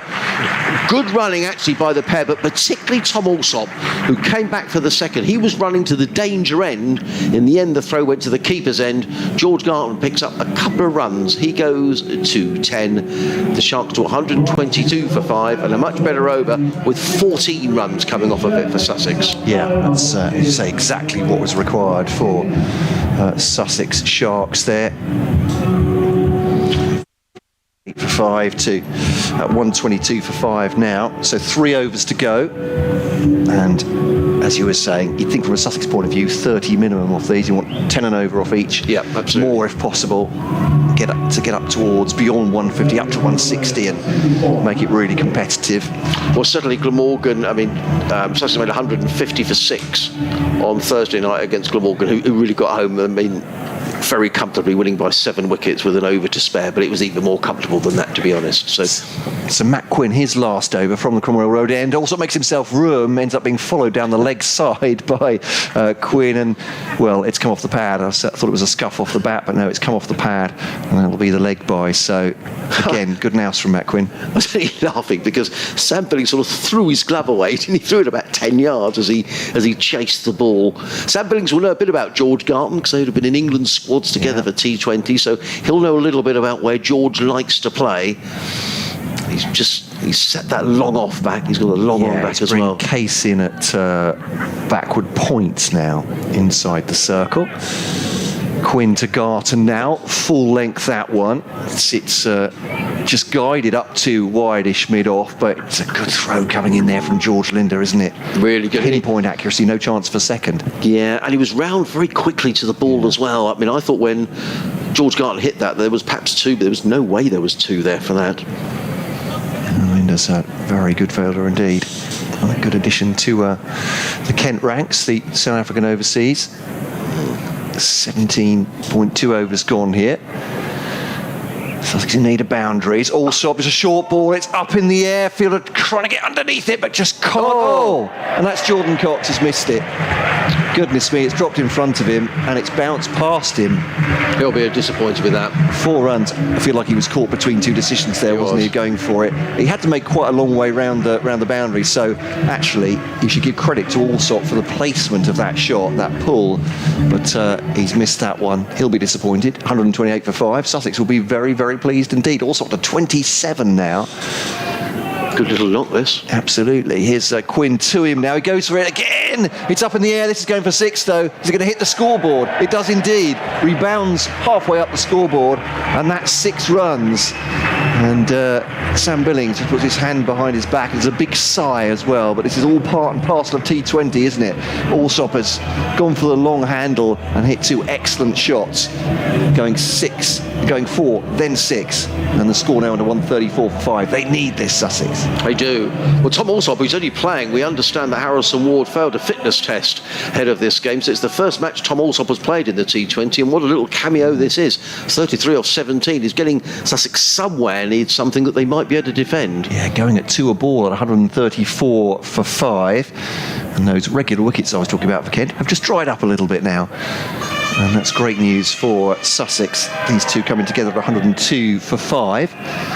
And Allsop powering his way to 33, as Adrian said, from 17 so far, with 1 6 and 4 4s. Quintum in the block hole. That's very well guided out, actually, by Allsop. It's going out towards the boundary on the leg side. They'll come back for 2. That is a great delivery from Quinn, and quite how Allsop even got bat on it. That's superb from him. Fantastic reactions. 1-3-6 for 5. Georgie Benner used to say, good cricket all round, that. Yes, it was. Excellent cricket all round. Good ball, good batting, good fielding. 1-3-6 for 5. Allsop on 35. So what did with this over? 8, 12, 13, 14 off the over so far. Yeah, that's exactly what they needed again, wasn't it? Let's put the pressure on. Could they get one more boundary here? Again, it's in the block hole from Quinn, and they do block it out. They'll come back for 2, though, and they get a comfortable 2. He's just blocked it out into the wide open spaces on the leg side, which they're ceding to the batsman with Quinn. As I said, nothing wrong with those last 2 balls from Matt Quinn, but somehow he's conceded 4 off even those. So 15 off the over. What's that in? 16. 16, sorry. Beg your pardon. 16. Yeah, so 16 off that over and 14 off the previous over. Sussex 30 off the last 2 overs. We were saying they needed to go at least 2 a ball to get anywhere near, really. So with 2 overs to go, it's not out the way. They could get 160. Whether that's going to be enough, but at least it gives them something to bowl at. No, it's just going to be Klassen back into the attack. I think it is. Yeah, absolutely. He'll bowl his final over. He's got 1 more to come, and Milnes presumably will come down the slope from the far end. None for 35. Matt Quinn finishes with. One of those days where I think Quinn has bowled better than that. Yes, frankly. no, I would agree. But Allsop has also batted very well, so. Here comes Klassen, bowls to Garton, who gets a thickish edge. The ball ricochets down to short third man. I thought for a minute it'd been bowled, George Garton. Nonetheless, he picks also leg by. Crikey, it's hit him on the thigh pad, I think. It was a strange deflection, wasn't it? It was. Yeah, it was. Garton on 11, Sussex 139 for 5, and very much the danger man as far as Sussex are concerned at the minute is Tom Allsop. Or I should say, as Kent are concerned, he's made 37 off 19 deliveries as Tom Allsop. Now, the field is changing over. There's a long on, a deep mid-wicket, a deep backward square and a fine leg. Everyone out on the leg side, no close fielders on the leg side at all. As in comes Klassen, left arm, over the wicket, bowls to Allsop, hammers it down the ground, he's going to go for 6 runs. That's a big blow by Tom Allsop, too short from Freddie Klassen, and he flat batted it straight down the ground, did Tom Allsop. He picks up a maximum 6, and this is turning into a terrific innings by the on-loan Hampshire man. Lovely shot, 43 off 20. 20 deliveries, and the Sharks 145 for 5. Bit of a statement here by Allsop. I wonder if he's saying, why on earth wasn't I picked for the first 2 matches? I was going to say, it's indicating to his captain that, that he's worth his place in the side. Yeah, absolutely. Powerful shot again. Klassen again. Runs in. Bowls to Allsop. Also, it's down the ground. That's going to be 4 more. It could be 6. It is 6 more. Driven straight down the ground by Tom Allsop. That's a lovely shot. He goes to 49. What an innings this is by Tom Allsop. Beautifully played. Lovely shot. Back-to-back 6s. He goes to 49 off 21. And the Sharks to 151 for 5. And now 160 really is looking on. Oh, absolutely. And more if Allsop keeps batting like this. Consecutive 6s. For the Sussex man. And for the first time, really, in the whole innings, Sam Billings has got something to think about because it's really been fairly straightforward for Kent. But these two, and particularly Tom Allsop, just giving Sussex something to bowl at. The partnership between these two of 49 as in comes Klassen bowls, and Allsop steers this one through backward point and picks up a single, and that's a really fine half century by Tom Allsop. Beautifully played into the Sussex side for the first time today in T20 cricket, and he's batted absolutely beautifully. 50 in 22 balls with 4 4s and 3 6s, and he alone has given Sussex a chance of a respectable total to bowl at. He raises his bat around the ground. Lovely knock by Tom Allsop. Yeah, beautifully done so far. More to come. Klassen in, bowls to Garton, and Garton's at it now, hammering the ball down the ground. He's not going to get a 6, he's going to get a single though, fielded by Zach Crawley down below, who gets in the throw. 1 more to the total. Garton goes to 12, Sussex to 153 for 5. So we've had 15 off this over, 16 off the previous one, 14 off the one between that, and Sussex needed that because really they were nowhere near. After 16 overs they were 108, which wasn't going to be enough. It may not be now, but at least they've got a chance. As in comes Klassen bowls, pulled away by Allsop down to deep backward square, fielded by Leaning, who misfields slightly but recovers his composure. End of the over. Klassen's finished. Well, you always seem to go for 1 over, don't you, where it all goes wrong for a bowler, and that was it for Freddie Klassen, who despite that has bowled very well. The Sharks 154 for 5, Allsop on 51, Garton on 12. Yeah, proper game on their hands now. Yeah. You'd think with this building and Allsop just a single off the last ball of the over, but he'll find himself on strike for the final over. Slightly longer boundary at the far end, is it? Yeah, about the same. Yeah, I mean, looks further. So it's uphill. So 46 off the last 3 overs, which is just what Sussex needed, really. I don't think Sam Billings will be panicking because he'll still be thinking, but you know, if Sussex were to take 16 of this 170, you know, that's a decent score. So Milnes will start off to Allsop then. Yeah. And this final over from the Cromwell Road end, bowls now to Allsop. Oh, it might be over. It is over waist high, and that's going to be a no ball. They come back for a 2, and it's free hit. Poor throw as well from Zach Crawley, nowhere near the stumps, and indeed so. So over waist high, free hit. It's a warning for Matt Milnes as far as they go. No bowler intends to bowl over the waist high. No. Let's face it, because that is a no ball and must have slipped out of Milnes' right hand. But they've taken 2 for the no ball. We're already on 4 before we've had a delivery. So here's Milnes then to bowl. This free hit. It's hit the pads of Allsop and ricocheted away for 4 leg byes. No, they go off the bat. Did it? There we go. Got a glance on that. So that's 8 off the first delivery effectively, and that. Just what Sussex needed. Yeah. 162 for 5, already on 8 off the first ball. And Kent, having had momentum earlier in the innings, looks like Sussex are going to go back into the dressing rooms for the break, feeling we've got ourselves at more than a chance here. The umpire stops Milnes coming in as the non-striker, George Garton, just picks his gloves back up, puts them back on. Milnes to bowl to. Allsop moves outside his stumps again. Good delivery from Milnes. In fact, there's a whisker outside the off stump. And a dot ball. Needed some kind of reply there. 162 for 5. Yeah, it is. Well, this is... I mean, Sussex would have settled for this. I think anything from here on in is a bonus, to be honest. I mean, 108 they were at the end of the 16th over. So they've given, but I think what this does show, it's a good track, Matt. I mean, it's a very good batting wicket. So yeah, it doesn't look like it's deceived the batsman very much No. even from the go. But Milnes to Allsop, straight drive. That's a punch up the ground. He won't get to the boundary though. It's thrown back in by Crawley. They'll come back though for a sprinted 2, and that moves them on to 164 for 5. This partnership at 62 between these two. They have changed this game around for Sussex to 102 for 5 in the 15th. With the demise of Ravi Bopara, it was looking very, very thin indeed for Sussex, but now really have got a game on our hands. Milnes down the slope from the Cromwell Road end, bowling outside the off stump. It's a wide. It was floaty. It was a full toss, and it was too far outside the off stump. So this is not going well for Matt Milnes here. Can see what he's trying to do, but the radar is off there, and already this over is very costly indeed. 10, 11, and we've still got 3 balls to go. It's quite 11 off 3 isn't the greatest thing in the world, but yeah, that full toss over waist high, no ball, cost them dearly with a 4 off the next ball. Bowls now to Allsop, swing and a miss from Allsop. Again, pace off. That's good from Matt Milnes. Yeah, that was much better. He was through the shot, wasn't he, Tom Allsop?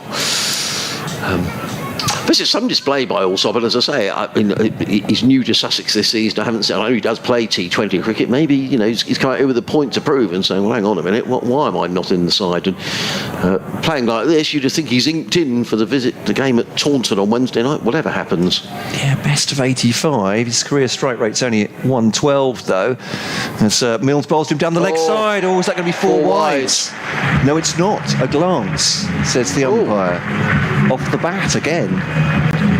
But that was steaming down the leg side anyway, I think, wasn't it? Just helped on by Allsop, and actually, well, it sounds ridiculous from a Kent point of view, but that's the better of the two outcomes, isn't it? I couldn't agree more. I was sitting here thinking, actually, it's probably a bit of a result for Kent, because I thought that was 4 wides and another ball. Yeah, I think they've got a bit lucky there. 169 for 5 and 1 ball to go then. So 15 off the over. They should breach 170 here, unless Matt Milnes can come up with something here.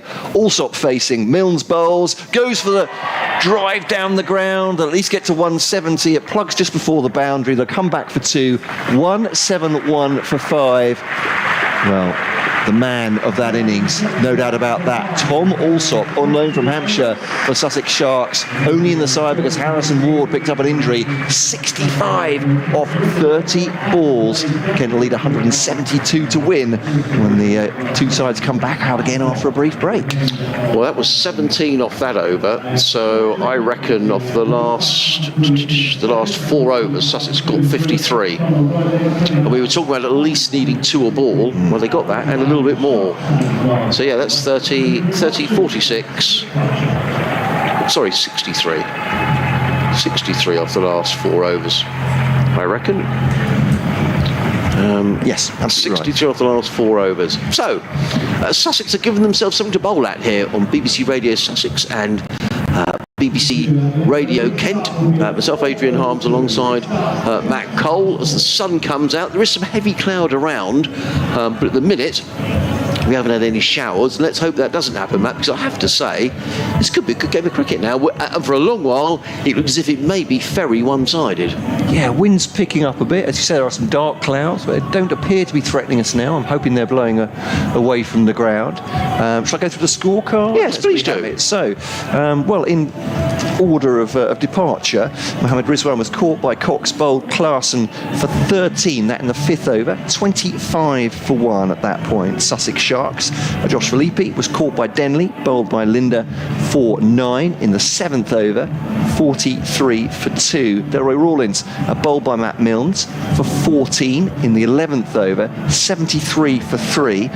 Then Luke Wright, caught by Alex Blake, the substitute fielder, bowled by Case Ahmad, 43 in the 13th. They were 90 for 4 at that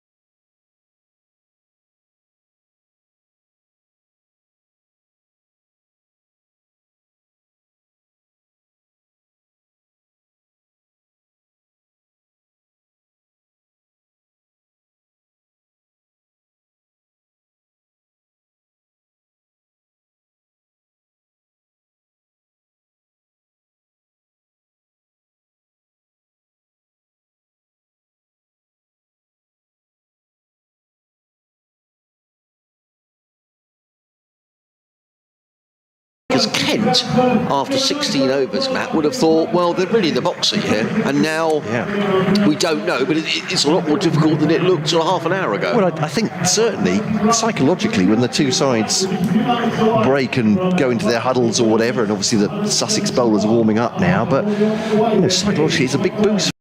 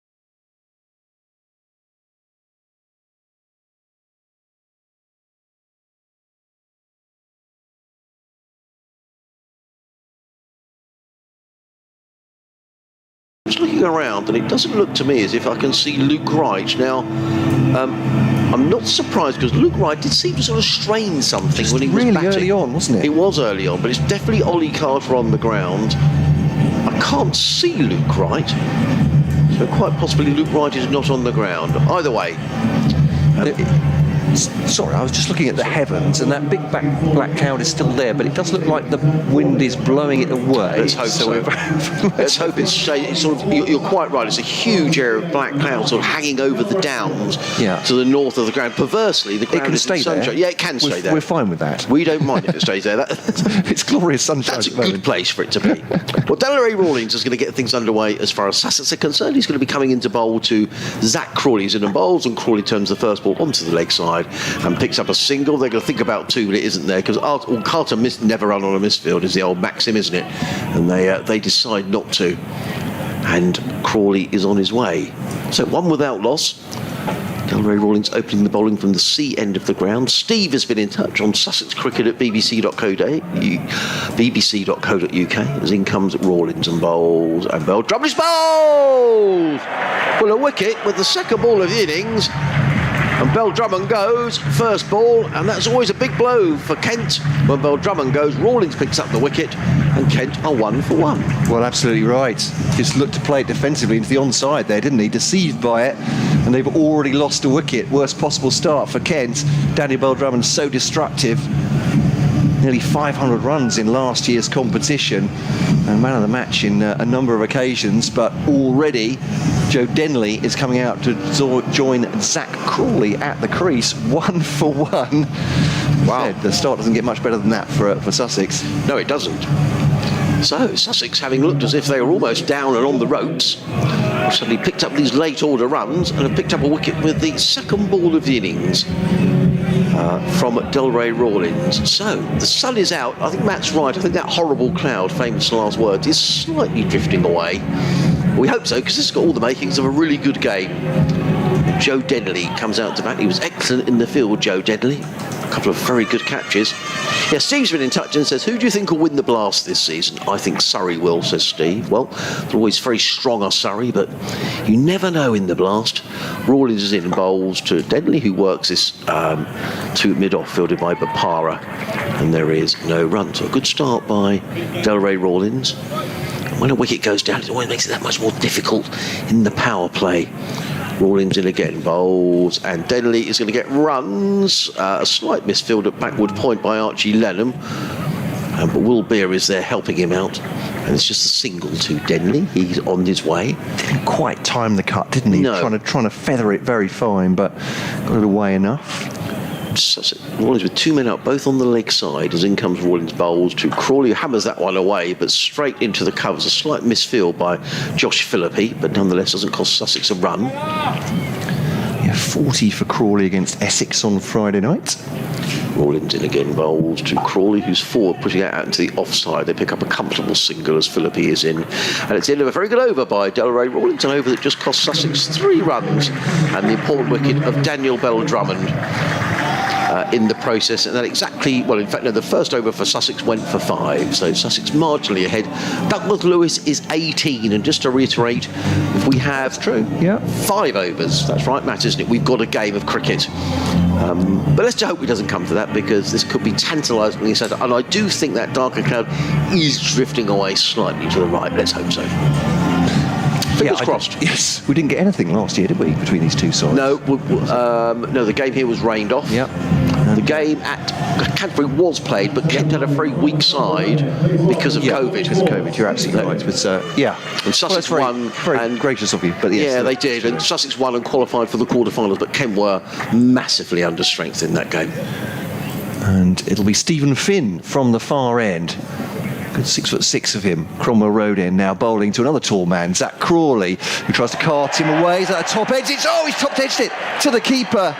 Rizwan takes it easy as you like, and Zach Crawley, he's not had the best of summers so far. He'll go back, or go to the test match on Thursday with a single-figure score. It was quite a languid attempt at the ball, which looked like it was going down the leg side anyway. He's got a top edge on it. Kent are 3 for 2, and we said Sussex Sharks are in trouble earlier on in their innings. Kent in all sorts of woe here. And 3 for 2. Wow. They are. And yeah, Zach Crawley is gone. Stephen Finn strikes with his first ball, and in comes Sam Billings. Plenty of work for him and Denley to do. I was going to say, if ever a captain's innings was needed by Kent, that was it. It was a short delivery by Steve Finn, as you say. He looked to pull it away. Do you think he gloved it through to the keeper? Probably. Yeah, maybe so, yeah. But a straightforward catch to Rizwan. Conversation with Tom Alsop, who was very much the hero of the day as far as Sussex are concerned. 65 in 30 balls for Tom Alsop earlier on, and without that innings, Sussex, I think, will have been in dire straits. There is a slip in place now. Well, why not at this point? No, absolutely. In comes the right-handed Sam Billings, Delroy Rawlins alongside Mohamed Rizwan, who won't take many easier catches than that. It was a straightforward take from the keeper. Finn comes in. Well against Glamorgan to Billings, driving that, but doesn't really time it up to mid-on, and there's no run there. We said that Sam Billings looked decidedly scratchy and on Friday night, but still managed to get himself 48 from 31 balls in Kent's innings there. So I know he's got quality, but at the moment this is already a bit of a rebuilding job for Kent. It is. Sussex didn't go particularly hard in their power play. Here's Finn to Billings, just drops in front of the man at fine leg as he glances it away, and that'll be 4 runs. Yeah, that was it was Archie Lenham there at short fine leg. It wasn't a chance, but it wasn't far away. It sped past him, didn't it, Matt? But it was in the air. Archie's right on the edge of the circle. And he's just looking at that as if saying, well, maybe I should have gone for it, but I don't know. It was one of those really. It was past him in a flash. It would have been, it would have been brilliant. I don't think that goes down as a chance. Finn then to Billings. Billings leaves it outside the off stump. As I always like to say, you don't get many leaves. No, you don't. That was cricket. A leave. That was a definite leave, wasn't it? Just deciding better of it. Finn starting pretty well. Wicket dot, 4 dot. Not so bad in that 4. Got close to Archie Lenham at fine leg. So, it's taking a slip out now. Well, they've seen that lead from Billings. You see, that's what he's done. That's great batting. He's got rid of Delroy Rawlins. Tongue firmly in cheek there. Here's Finn to Billings. Oh, and he has, looks like a thickish edge. Perhaps he's run that one down. Stephen Finn's put a hand to his head, but it's 4 runs. I'm not sure how much control Sam Billings had there, but he knows there's no slipping either, and that's gone for 4. Yes, I'm not too sure. I mean, I'm not sure whether Sam Billings will admit that. It looked to me like a false shot.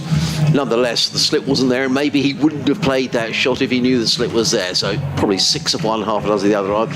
I think Steve Finn will be encouraged, and maybe Billings is thinking, well, I've got away with one there.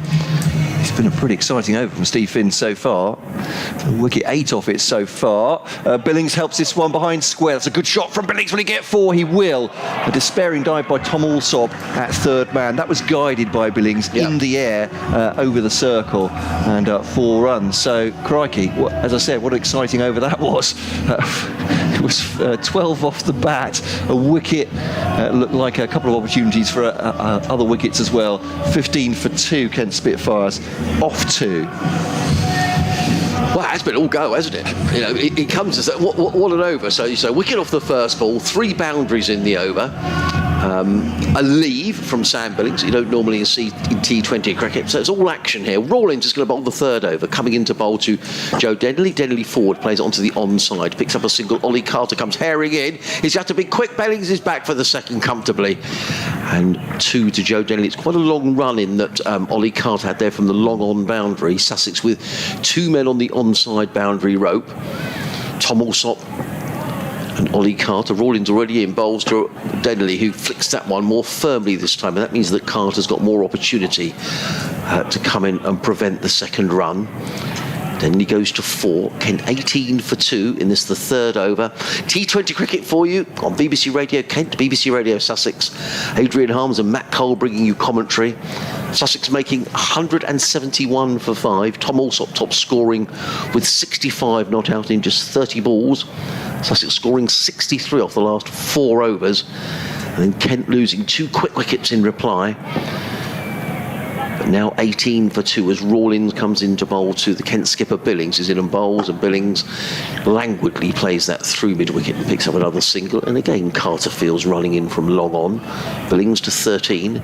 Kent 19 for 2. They need to score at 8.7 runs and over to win this game. They're currently going at 7.6.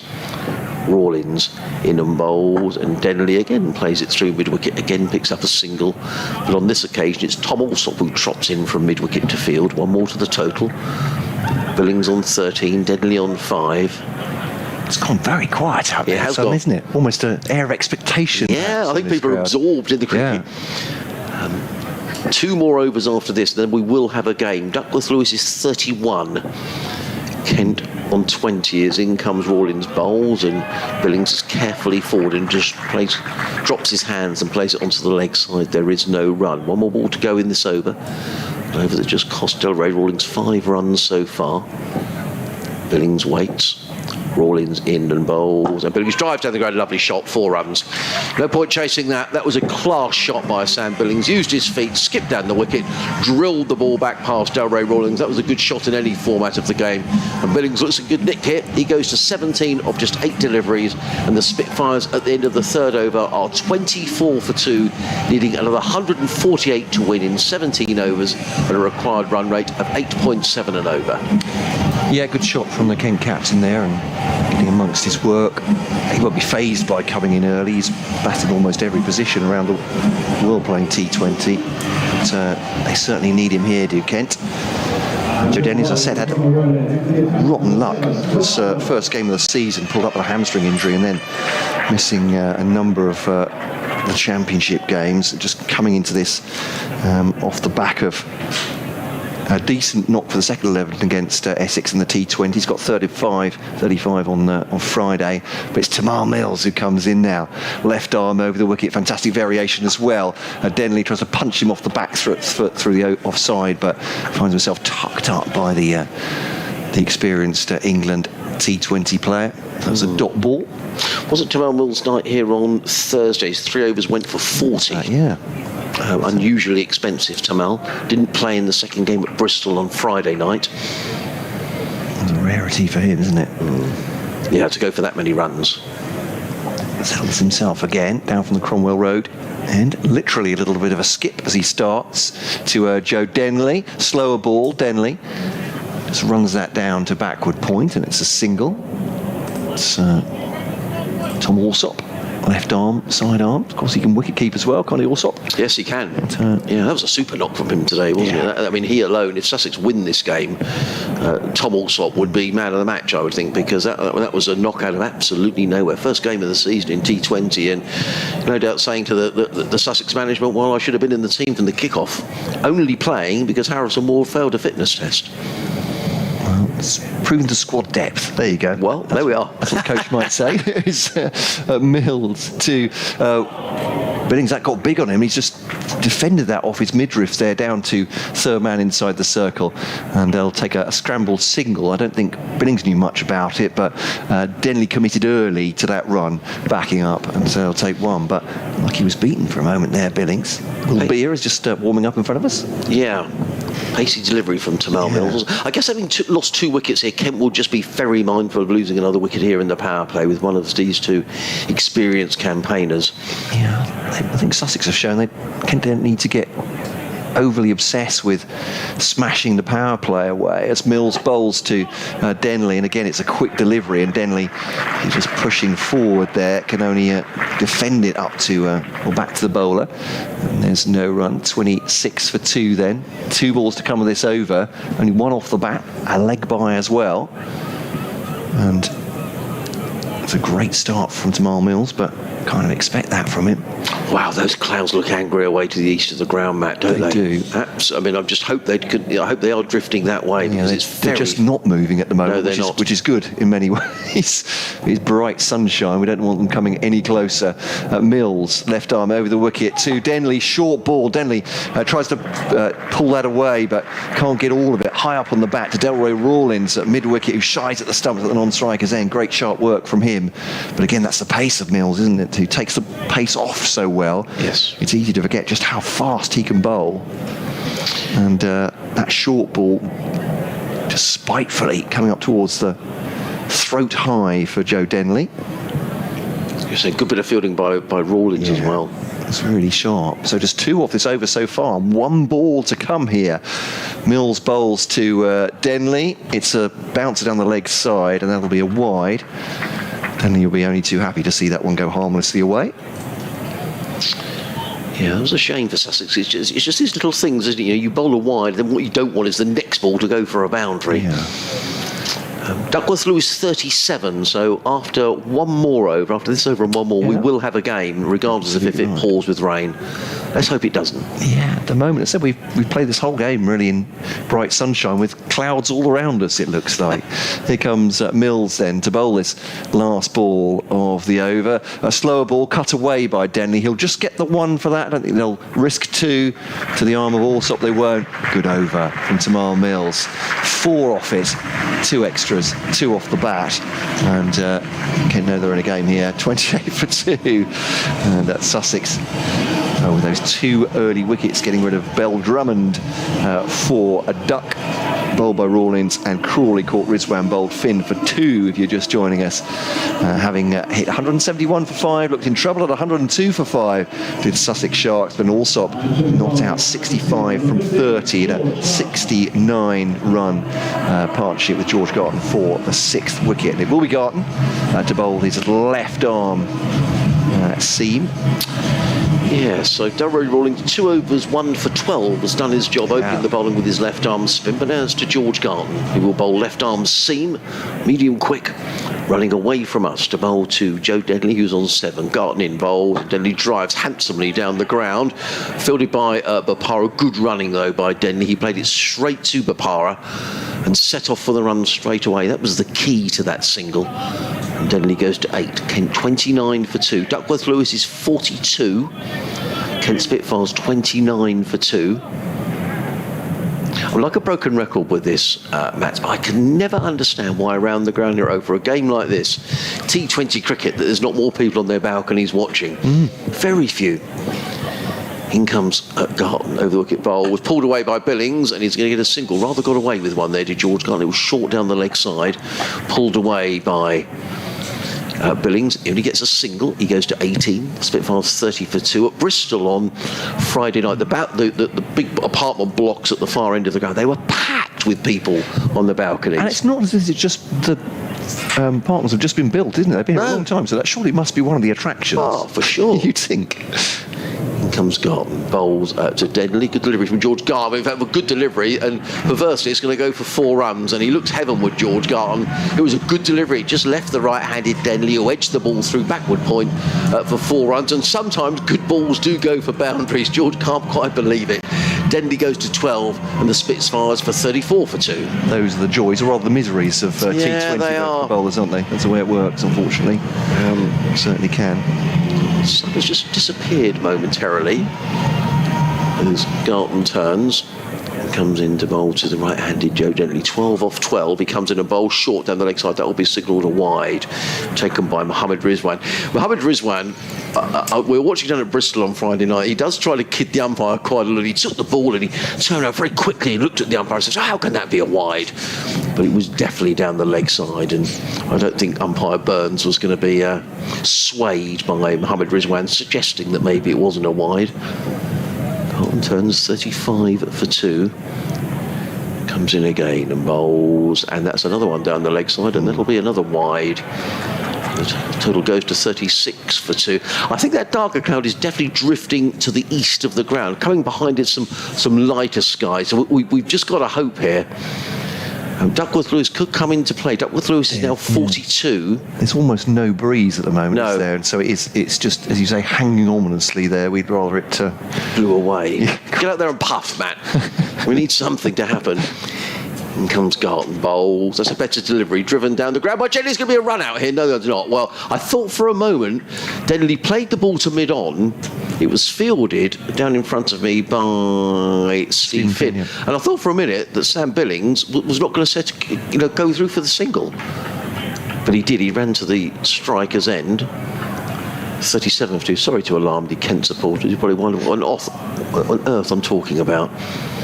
Garton, 37 for 2 at Kent. He's in and bowls, and Billings, who looks in ominously good form, plays to middle wicket. Good tumbling stop by Ollie Carter. I think it would only have been 1 anyway, but good stop by the substitute fielder, wicket-keeper batsman. From a commentator's point of view, I'd love to commend Ollie Carter for his hair, because Yes. it makes him very easy to distinguish from the other players with the caps on. All looks very regulation, caps and sunglasses, but it's certainly neck length, isn't it? Yeah, it is. Yep. In comes Garton, bowls, and then he drives handsomely to mid-off. But Parr is there. Throw comes in. Oh, he's out. Is he out? Hits the stumps. Umpire Burns doesn't know. It's the umpire's decision. I think he looked a little uncertain, but there's no cameras to tell. It was a good bit of fielding by Parr. It's the second time that Joe Denley has had. He played the ball to mid-off. Parr hit the stumps. Sussex were convinced they got their man. The umpire, who is Mike Burns, had a good long look. Ravi Bopara, was he going to have a little word with him? It's an umpire's decision. I mean, you only get one chance to look at it, and he gave it not out, so not out it is. 39 for 2 at the end of the over. Duckworth Lewis is now 48 for the record, but a good recovery here by Kent, who at one stage were 3 for 2, and now 39 for 2. Indeed so. So I've just looked at the forecast, and it suggests that the wind is blowing northeasterly, which would bring that towards us. Yes, it would. Yeah, Well, I hope it doesn't. It is getting quite dark. It is. Mills will bowl to Denley. Denley wide outside the off stump, has to scoop that away almost, and but it goes down towards backward point, and there is no run. It would be a terrible shame if... But there's not much breeze, but as you said, it has been getting gloomier out there for some minutes, if just very gradually. We're hoping it stays away, obviously, and isn't pushed down towards here. Hoping the microclimate at the county ground let's hope so. sees it off. But Mills will bowl to Billings. At the moment, Sussex are ahead on the Duckworth Lewis Stern. Slower ball from Mills. It's a lovely shot from Billings. He's absolutely picked that, and a gentle almost drive through mid-wicket has split the fielders on that side, and he scores 4. Well, I've got to say, ever since Sam Billings walked in, he's sort of had class written all over him, really. I mean, at 3 for 2. I just wonder as well, when you get, I mean, he would be... Well, yes, I don't watch Kent. You would tell me about. He's the class batsman in this side, and perhaps it's no bad thing if he gets into bat early because he's got loads of time in which to influence the game. But that was a quality shot. Don't want to curse him, but he has got a great temperament. Obviously, that's why England have picked him for T20. They'll take a quick single. Well, it was a quick single from Joe Denley, and Sam Billings was watching, but just called through by his batting partner. They will get through for 1. But he's come in for England a number of times in sticky situations and scored 40s and 50s, and he's well capable of doing that. As you say, he could be in for a longer period here. 24 from 13, though. He's got a decent strike rate considering it's 45 for 2. Denley is anchoring, if you like, at the moment, 15 from 15. But those 2 early wickets, Sussex putting themselves ahead as Mills bowls to Denley. He'll run that up to mid-on for a quick single. He's taken another one of those. This time it doesn't break the stumps. As a shy from, is it Bapara at the far end? It's Carter. Beg your pardon, Carter. Well, I was saying he was easily recognisable and then unable to recognise him. It's number 11 on his back. Yeah, it's a long way in the distance, man. Thank you very much for that. These old eyes. Yeah. I'll go to a popular high street glasses retailer. I reckon he'll have his eyes on Duckworth Lewis, here at Sam Billings. I think you're right. 48 at the end of this over, that's right, isn't it? They do it from the overs, and we're coming towards the end of the power play as things get a little bit gloomier as Mills bowls to Billings, defends it back at his England colleague, and there is no run. I just saw 1 or 2 people at the far end of the ground just sort of putting on fleeces. It may have got a little chilly with the sun having gone in. Well, it's not tremendously warm today either, is it? No, it's not. In the sun, if you get out the wind, it's quite pleasant, but it's... May just be dropping here. What's Joe Denley saying at the far end there? Not saying it's raining, is he? I don't know. He might be sort of holding out his hands. I can't see any umbrellas going up. No, that's a good point. But coat's definitely going on. It's getting a bit chilly, as you say, at the Cromwell Road end, which is where Mills bowls now to Billings. Drives it. It's a good-looking shot, but it just ends up at mid-off, and that's good news for Sussex. 46 for 2, so Ken are 2 behind the Duckworth Lewis Stern now, and they'll need another 8 in the next over to keep up with it. So 46 for 2. Billings has 24. Denley has 16. Under darkening skies here at Hove on BBC Radio Sussex, BBC Radio Kent on DAB for both those stations, and around the world via the BBC Sport website now, and around the ground as well. Yes. Here at the county ground via the earpiece. And is that how I've been talking about now the sun is perversely coming. Is that how Duckworth Lewis works? So it's 54. Is that what? That's the end of the next over. Right. And if the over was curtailed halfway through, presumably it'd be slightly less than There's that. a ball-by-ball count as well. Right. Yes. Yeah. So that's just a guide. So for Kent, there or thereabouts, it's going to be Ravi Bopara. The sun is out across half of the ground, who's coming into the attack to bowl to the right-handed Joe Denley, who's 16 off 16. In comes Bopara running in over the wicket, bowls, and Denley is forward, plays it into the onside. They'll think about 2 here, but it won't be there. The reason is because the very speedy George Garton is there, who was off the boundary rope like a hare. He's very, very good in the field, is Garton.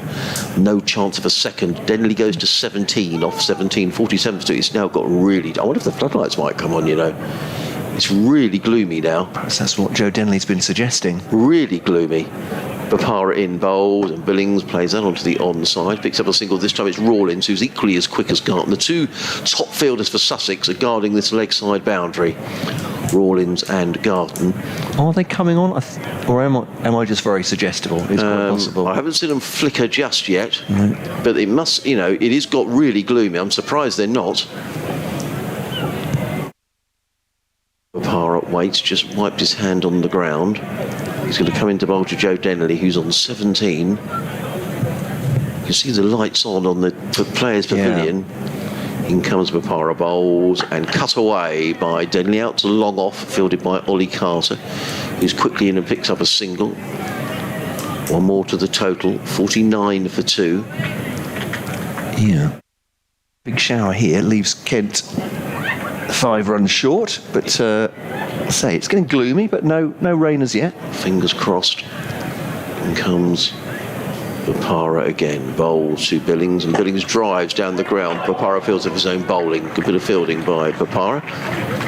He shares a joke with Joe Denley. At least I think it was a joke. Don't look very happy actually, does he, Papara? He wanders back to his mark.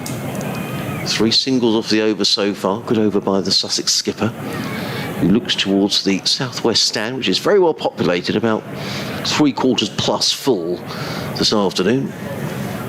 Papara in, bowls, and hammered down the ground by Denley. He picks up a single. Sorry, by Billings. He picks up a single. I can see Archie Lennon warming up, the young leg spinner. 4 singles off the over. 50 for 2. That's the applause around the ground. In terms of the lights, I mean, in terms of T20, do you have the? I mean, I presume you can put the lights on halfway through, or do they have to be on from the beginning? I don't quite know what the ruling is. Papara looks towards the skies. In fact, he's changing his field now, moving Will Beer back towards the edge. Well, light can be an issue for the umpires, can't it? If the lights aren't on, surely. Yeah, have to be. I mean, it's, you know. Not that Kent will want to come off at this point. Papara. No, absolutely. In and bowls, and Denley works this down to long on, picks up another single. Joe Denley, he goes to 18. It's the end of a good Ravi Papara over. An over that only cost Sussex 5 runs. So the end of the 7th over, and Kent are 51 for 2 in the gathering gloom here at Hove. It is going to be Archie Lennon, the young 17-year-old leg spinner, who's going to bowl the next over from the Cromwell Road end of the ground. After 7 overs, Sussex were 43 for 1. So yeah, to come on. Shout out to sorry, this is a little bit late picking up these emails, but it's been an absorbing game. Ian, hi, all he says, watching the live stream here in Norwich. Come on, you Super Kent, he says. And Debs as well. Won't be a second as Lennon bowls to Denley. That pops up almost of a leading edge into mid-wicket there, but I'll just take the single. Deb's saying, can you say hello to my husband Kevin? He's a Kent supporter watching live stream in Oxfordshire. Of course we can. It's lovely to hear from you, Debs. And Kevin, hope you're enjoying it. Probably a little bit more if Kent pick up the scoring rate here and the clouds go away. But Lennon then bowls to Billings, straight back at the young bowler, and there's no run. It's up almost as if he's playing a piano, doesn't he? High up near his shoulders. I said I love that. He bowls now to Billings, rocks back in his crease. I love watching spinners' actions. He's knocked out to mid-wicket. I say that, I've no criticism. I think a quirky action makes you so much more entertaining as a spinner. No one wants a regulation ball. No pace in action. 53 for 2. Here's Lennon then. Bowls to Denley. Flat delivery. Denley, they're trying to get this boundary. They're hitting the ball hard, but they're picking out the fielders every time. Good bowling, good field placing. Another single. Got away with one there, didn't he, Archie Lennon? That was short, and Joe Denley is annoyed that he didn't pick that up into the stands. Getting through this over pretty quickly. It is very, very gloomy here, and actually those dark clouds look like they're moving overhead now. And Billings goes to the sweep almost as if to emphasise that. Is that a bottom edge? It is indeed. He's got a bottom edge on the slog sweep there, and it's gone through for 4. Much needed runs for Kent. 61 the Duckworth Lewis Stone at the end of this over, and I'm starting to think it may even come into play. Yes, behind it, if that's where the weather is coming from, there are some brighter skies, but there's very little wind here at home. It's hardly moving, is it? So we don't want it settling here. Lennon to Billings, whips that one away again. Well fielded. Great fielding by Stephen Finn there at fine leg, and it's going very quickly across the turf from Billings. I have to say, even with the Duckworth Lewis Stern, this is pretty close, Adrian. It is. 58 for 2 for Kent, 61 at the end of the over is the target. 68 at the end of the 9th is the target. Here on BBC Radio Kent and BBC Radio Sussex, our hosts, 31 for Billings from 22, 21 from 21 for Denley. Beldrum went bowled Rawlins for none. Crawley caught Rizwan bowled Finn for 2.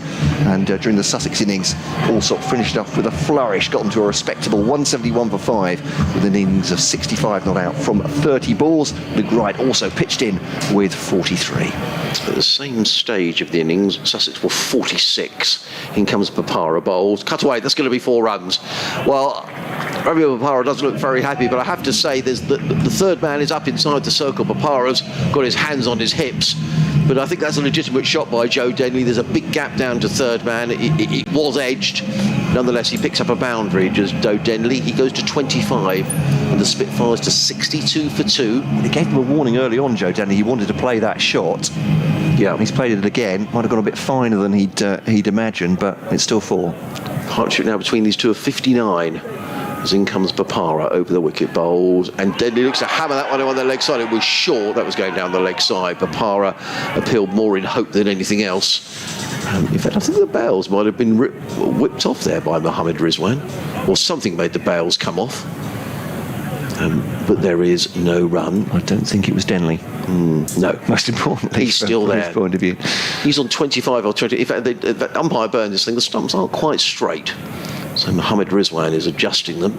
He now settles, and Ravi Papara on his way from this, the C end of the ground. He's in over the wicket, bowls, and Denley flicks this through square leg. They're going to take 1. They won't think about 2 because who's that running into field? It is Tom Alsop.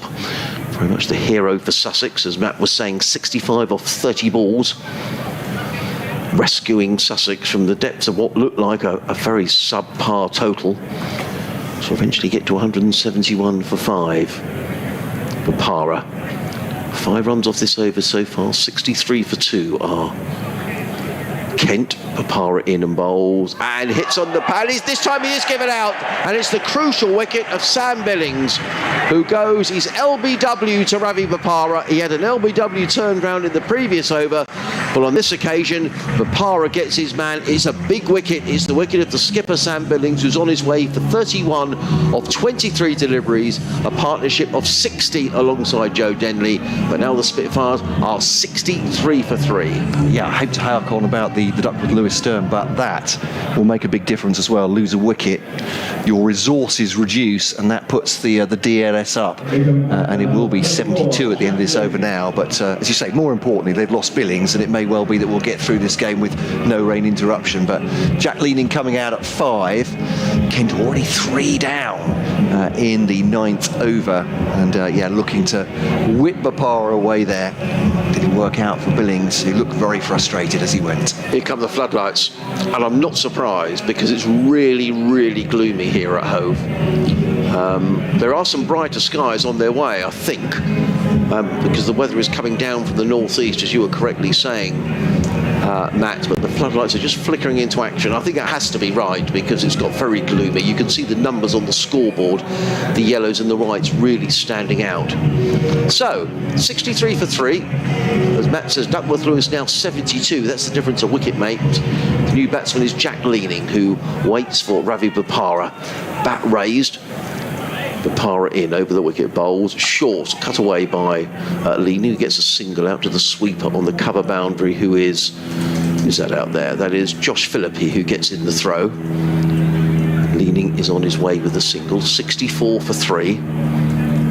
3 men saving 1 on the offside, 1 on the leg. There's a sweeper on the cover boundary, a mid-off, a long-on, deep mid-wicket and a deep backward square. 1 more ball to go in this Papara over that's just got 6 runs so far. He's in and bowled short and tucked away by Denley. Backward to square on the leg side. Picks up a single fielded there by Tom Alsop, who gets in the throw. Good over from the Sussex skipper, just conceding the 7 runs, but more importantly, the wicket of Sam Billings. So at the end of the 9th over, Kent are 65 for 3 with Leaning on 1, Denley on 27. Kent needing 107 to win in 11 overs. The required run rate is 9.7. The current run rate is 7.2. And it's going to be Archie Lenham to bowl the next over from the Cromwell Road end. Yeah, they're 14 runs behind at this stage, but still things staying dry for the moment. Lenham to Denley, pushes this into the offside. They should come back for 2 here. They run hard, Leaning going to the non-striker's end, and they do come through comfortably in the end for 2. So 67 for 3. And, you know, and Sussex at the end of their 9 overs were Matt was 60, so 60 and 65. Yeah. It's a tight game. But they accelerated, didn't they? They did. Right at the end there. Just fooled by the spin. They're going to get a single, actually, as Ravi Bopara goes down and can't stop it squirting past him. You say 63, was it, off the last 4 they scored? Yes, indeed. Yeah, 60 off the last 4 overs for Sussex. Kent may not get the luxury if the weather closes in of being able to time it that way. Is there a little bit of...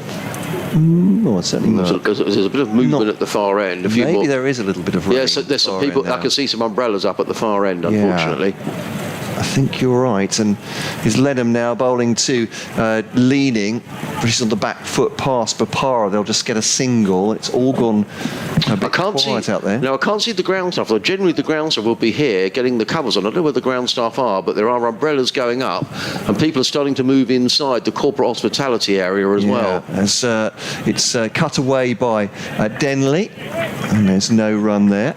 Quite surprised the ground staff aren't here. Generally, they're very, very quick down here, but there's no one here at all. Well, that is a surprise. Surely they need to be getting near the, You'd have thought near the so. covers at this point. Here's Lenham to Denley. Rocks back. Nudges this one up towards mid-wicket. The man coming round from long off is Ollie Carter. Long on, rather, is Ollie Carter. And they'll take 2. I'm very surprised. Because it's been threatening for a while, hasn't it? Unless they think it's passing the ground and this is just a few drops. Usually they would be poised anyway, yes. Wouldn't they, just in case. But Lenham to Denley cuts that one away. They've got 2 men, though, behind square on the offside for that very shot now. And he finds Will Beer with that one, 71 for 3. And they are way behind the Duckworth Lewis Stern at this point. Kent with Denley 32, Leaning has 2, 71 for 3 then off 10 overs, yeah. So actually, in terms of where Sussex was 66 at this stage and had only lost 2 wickets. Kent 71 for 3. The umbrellas are still up at the far end. Still no sign of the... there's a lot of movement in the southwest corner, isn't there, with people getting up and putting on coats. And 1 or 2 umbrellas there as well. But actually, I can't really see any rain this end of the ground at the moment. Bopara comes in and bowls to Leaning, who eases that down to long off, picks up a single footed by Carter.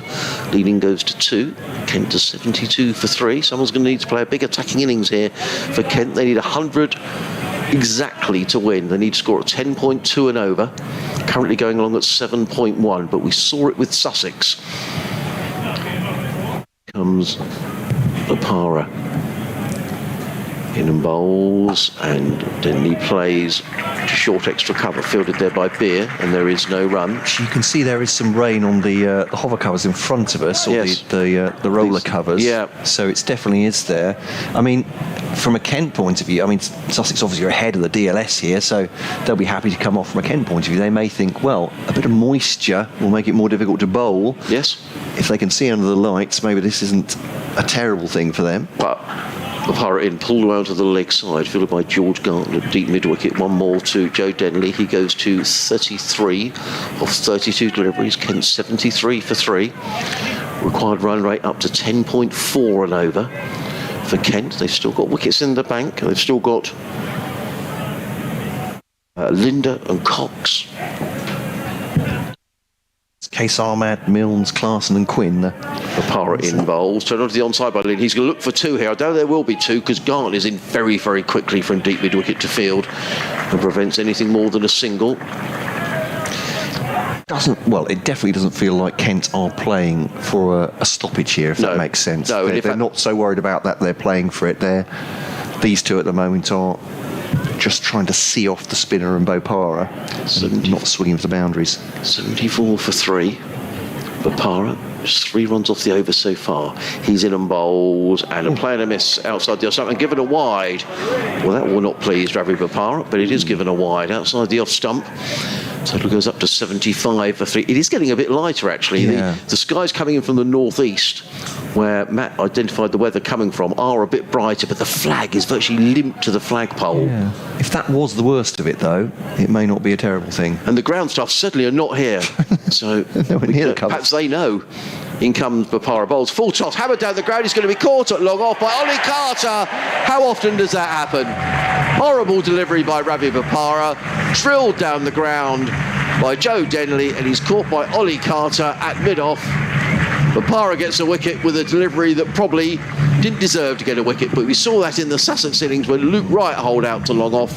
It's a big blow. Joe Denley is gone for 33. The Spitfires are 75 for 4, and Bapara picks up another wicket. Well, had to attack it. You're absolutely right for that poor delivery, but ends up with Ollie Carter, the sub-fielder, at long off. 75 for 4. It almost feels right that these two sides' innings are rather matching each other, but of course what Sussex did do with 5 down is accelerate towards the end, and that means that Kent may be leaving themselves an awful lot to do. Jordan Cox comes in. He and Jack Leaning have performed one or two miracles for Kent in T20 and other games over the last couple of years. Huge friends as well as batting partners, but they're going to be called in. There we go. It's raining. It is raining.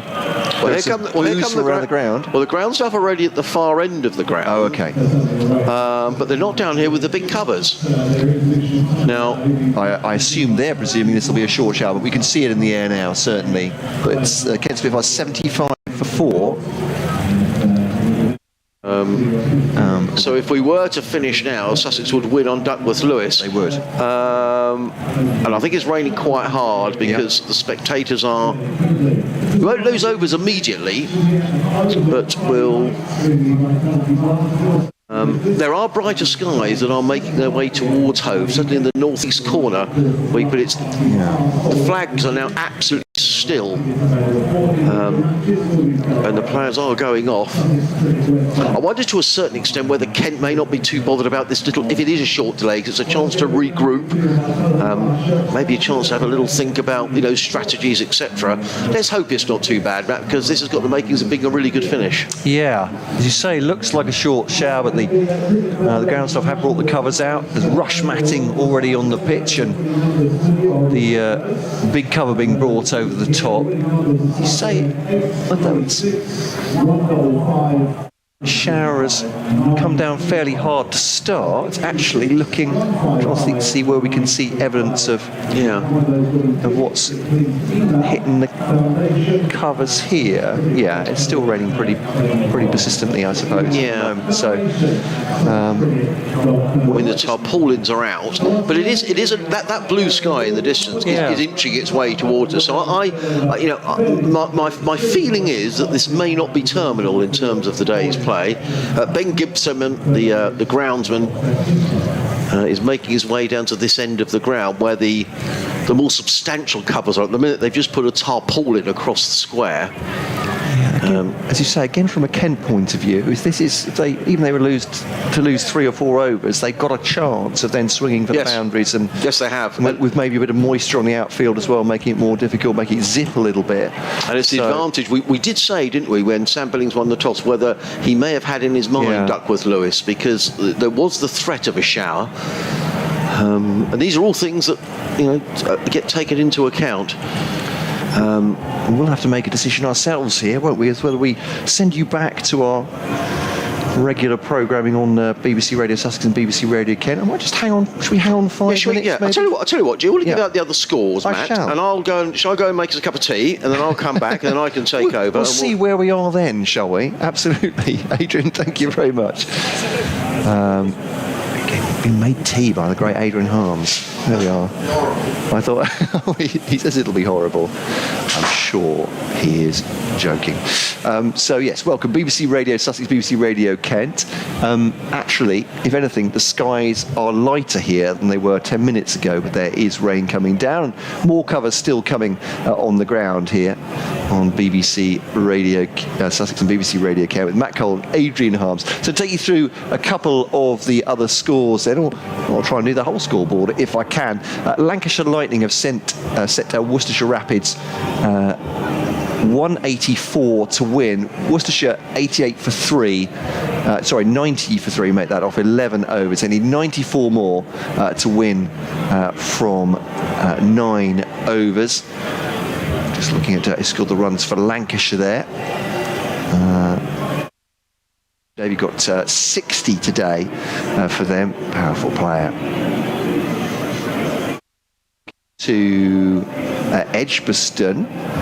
Durham, 158 for 9 from their 20.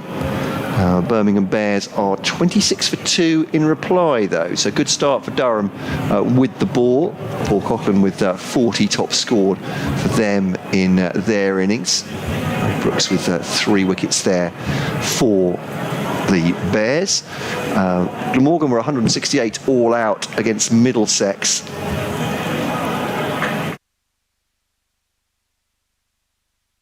So I'm just checking that score as it comes over. So at Middlesex, Glamorgan 168 all out. Middlesex needs 70 more from 9.5 overs. So they're going well at 99 for 3. Yorkshire Vikings 31 for 2 in reply to Leicestershire's 188 for 7. So the Vikings need another 158 runs to win from 16.2 overs. Essex Eagles, they've started a bit later this one, I think, have they? Well, they're just through 13 overs, 97 for 5. Matt Critchley has 46 there. Michael Pepper already out for 37, so not looking too bad for the Eagles there, with for the Somerset rather, there with 7 overs to go. I was talking about the Charlotte Edwards Cup before this, and Western Storm beaten Sunrisers by 41 runs today. Western Storm 169 for 5. In reply, Sunrisers 128 for 6 in their 20 overs. Southern Vipers have beaten the Lightning by 5 wickets with 3.2 overs to spare. 142 for 5 they were in reply to Lightning's 141 all out. And the Northern Diamonds have beaten Thunder by 25 runs. 124 all out, Northern Diamonds. Thunder all out for 99. And South East Stars, with a number of Kent players in their side, are at Edgbaston tonight after the T20 Blast game has finished there. 6 o'clock scheduled start against the table-topping Central Sparks there. In your Premier League, Rajasthan Royals 84 for 4 off 14 overs there. Joss Butler has hit 39. He is out now, though, just in the early part of the 15th over rather. So Rajasthan Royals from 14.2 overs, 86 for 4 there against Gujarat Titans in the final of that game. If you were listening earlier, you would have heard this as well. The first class counties 11 have beaten New Zealand by 7 wickets, and Kent's Ben Compton ended up with 119 today. Nick Gubbins 67 not out. Tom Haines was out for 14. The Sussex batsman in a 2-6-4 for 3. So good work from the FCC 11. New Zealand will work out for some of their bowlers today as well.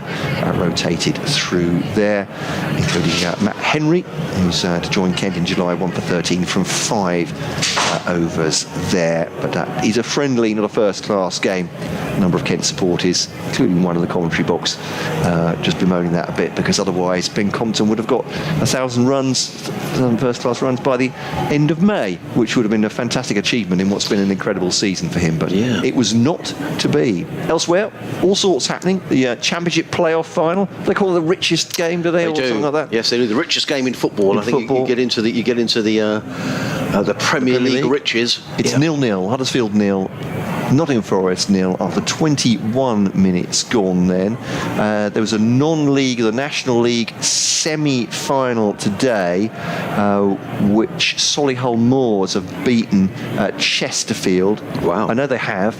I just can't find the score now. So there we are. I'm scanning around. I'm doing my very best. 3-1 it was in the Midlands. So Solihull 3, Chesterfield 1. That went actually with the league seeding, Solihull finishing above Chesterfield in that one. So Solihull will play play Grimsby Yes. in the final of that one at the weekend. What a game that was yesterday.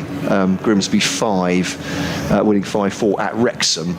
Oh, I didn't see that. I saw it when it went to 4-4. I thought, I've got to have some of this. I turned the TV on to watch the rest of it. Oh, so Wrexham missed out on promotion? Yes, lost Wow. 5-4 at home after extra time. Wow, was that just a one-off game? It was, yeah. Incredible Crumbs, game. extraordinary. That was at the racecourse at So I Wrexham saw as well, Grimsby so- won a quarter-final, didn't they, the other day? They did, yes. Crumbs, so they're doing well. Against Notts County. Wow.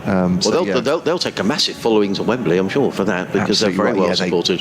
They take a couple of thousand away to Yeah. every National League game, don't they? So That's amazing. That'll be big really... game there. The Monaco Grand Prix is still going around. Sorry, there will be a weather update from Adrian Hans very shortly. I'm just going on, but there was a big crash. Schumacher went out in that one, so red flagged. But at the moment, it's Sergio Perez leading Carlos Sainz after it says here Red Bull jump Ferrari at pit stops. People who know more about Formula One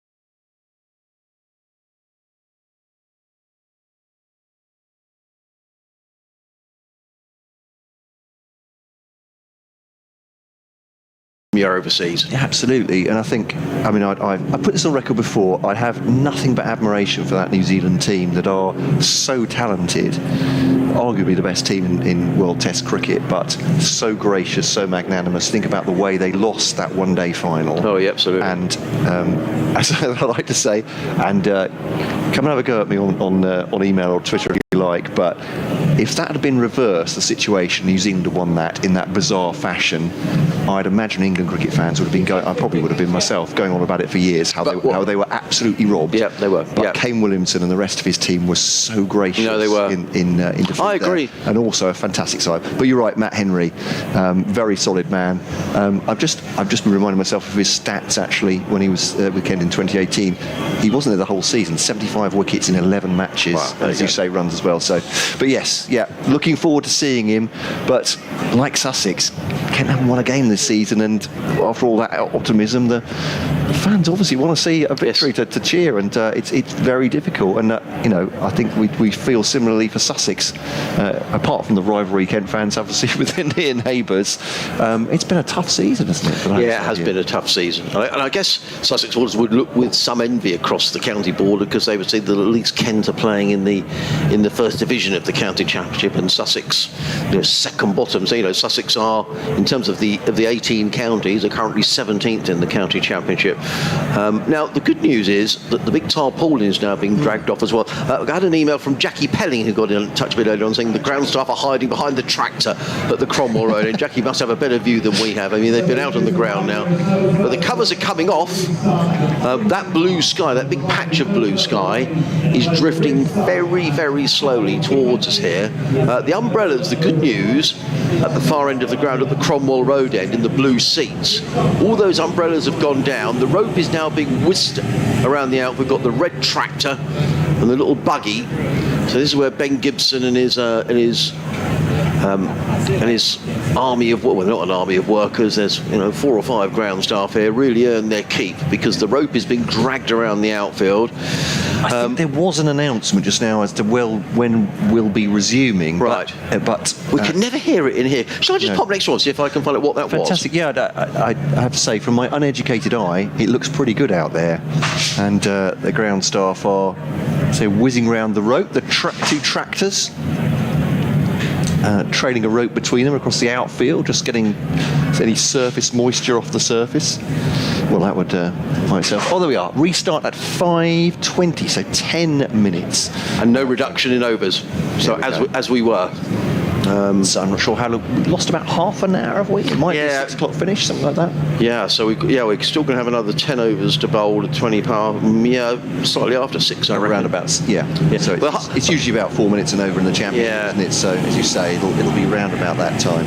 Well, hopefully, not too many people have thought, well, we're not going to get any more play. And I have to say, this is famous last words, but judging by where the weather is coming from, and Matt was absolutely right, it was coming from the northeast. Looking towards the northeast, I mean, it's by no means blue skies, but I reckon we might get away with it.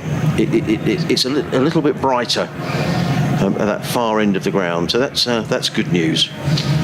So we are going to get a resumption of the cricket. Let's bring you up to date. I think Matt was doing it earlier on, but up to date where we are with the other matches where there hasn't been any rain, and let you know what's going on. So starting, let's bring you right up to date. So let's start with the matches in the Southern Group, and it's raining at Taunton. It was a 4 o'clock start there, I believe. That makes sense from how far they got in that game. Yeah, it's Essex, is it? Yeah, Essex Eagles are 117 for 5 off 15 overs, but I think there was more rain forecast for the southwest of England. At Radlett, looks like Middlesex on course for their 3rd win. 3 wins in a row. Glamorgan making 168. Glamorgan, who beat Sussex on Thursday night here. And in reply, Middlesex are 161 for 4.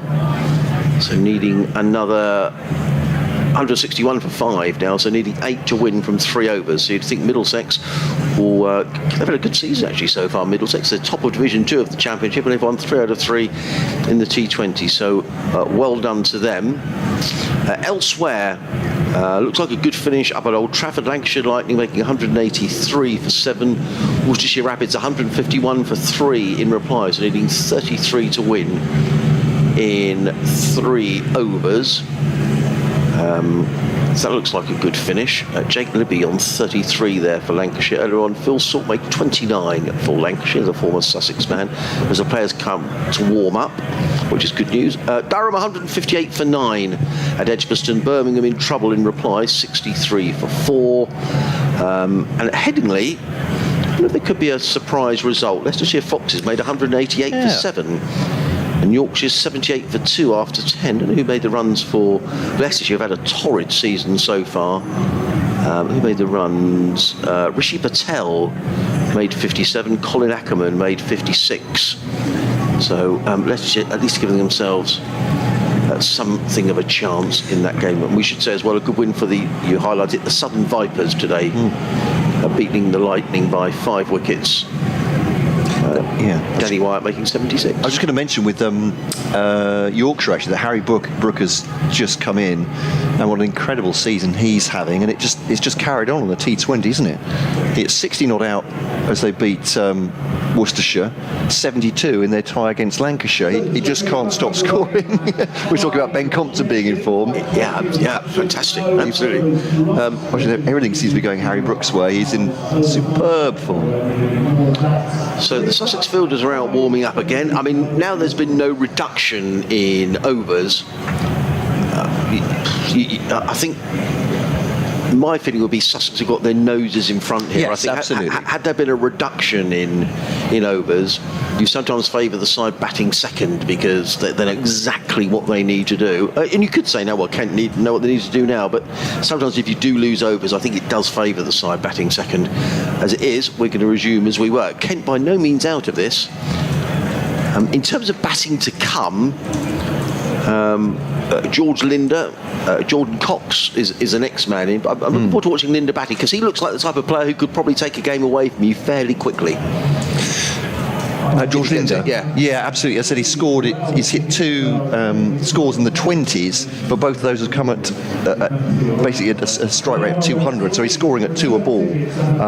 He's immensely powerful from what we've seen. He's hitting some shots. I mean, we don't quite get in position and have no right to muscle the ball over for 6. He's that kind of player. He's got that possibility. So he'll be an absolute key scalp if Sussex can get him as well.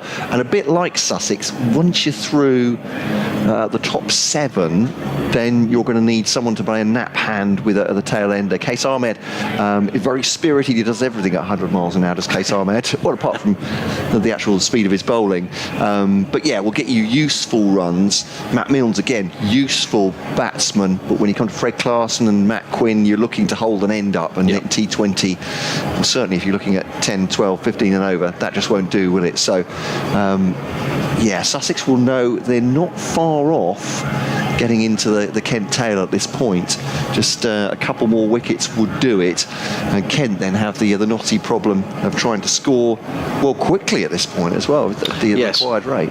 Yes, and I guess Kent, you never quite know how this is going to work out. So the Sussex boys have been sat in the pavilion for a while. They were pretty nice and warm where they're feeling. They've got to come out now and resume. There may be 1 or 2 sort of stiff arms and legs. You know, the Kent batsmen come out. They've got to get on with it. There's not much option here to fiddle around. Having said that, the last 4 overs of the Sussex innings, 63 in those 4 overs. So it's never over till it's over in T20. Just to say, in the football, we're keeping an eye on all the sport. Of course. Nottingham Forest are leading Huddersfield by a goal to 0, and that'll be of interest to Brighton and Hove Albion supporters, because if Forest were to be promoted, then there will be a trip to the City Ground in Nottingham next season for Brighton and Hove Albion. I think the fixtures are being announced I don't know, about 2 weeks' time, I think, and the season, well, because of the World Cup, it starts on August the 6th. I mean, it's just mad. I think the break is about 8 weeks or something, isn't it? I mean, you'd be the same with the sides that you cover, Gillingham and... I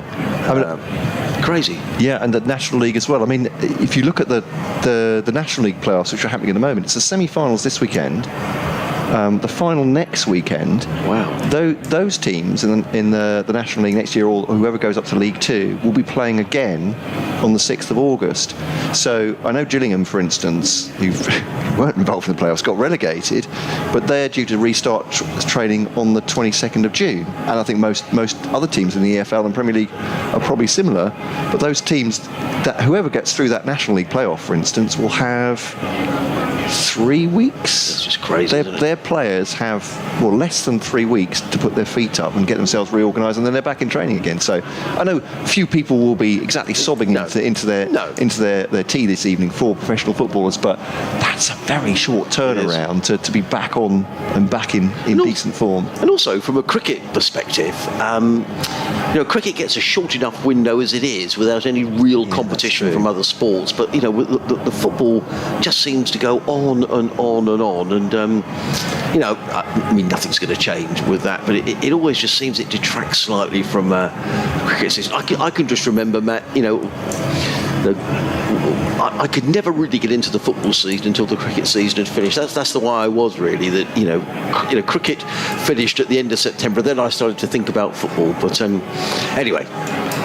Everything changes. You can't live in the past, Adrian. An update on where we are here is the Sussex players are in front of the pavilion, so they're preparing to come on. Yeah, cricket's going to break out shortly. Sorry, I interrupted you.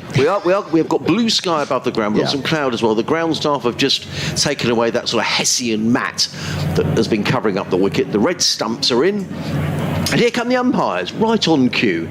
Neil Bainton and Michael Burns. And judging by the crowd, I don't think many have gone home, if any, actually. And I think if I'd paid 30 quid to get in, or 35 quid, whatever it is today, I think I'd have stayed as well.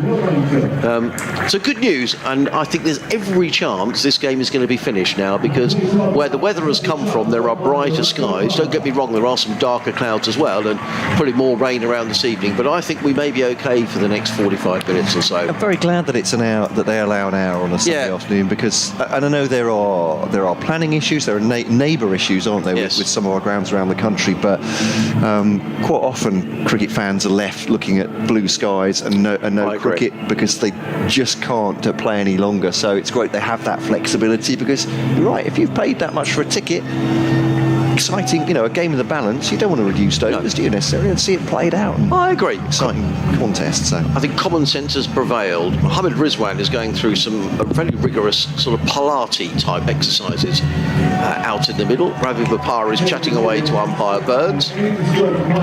So where are we? 75 for 4.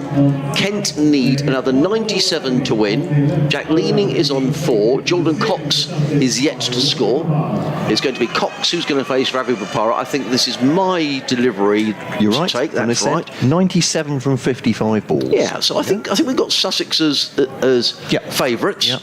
But you never know with the great game. So it's going to be Bopara.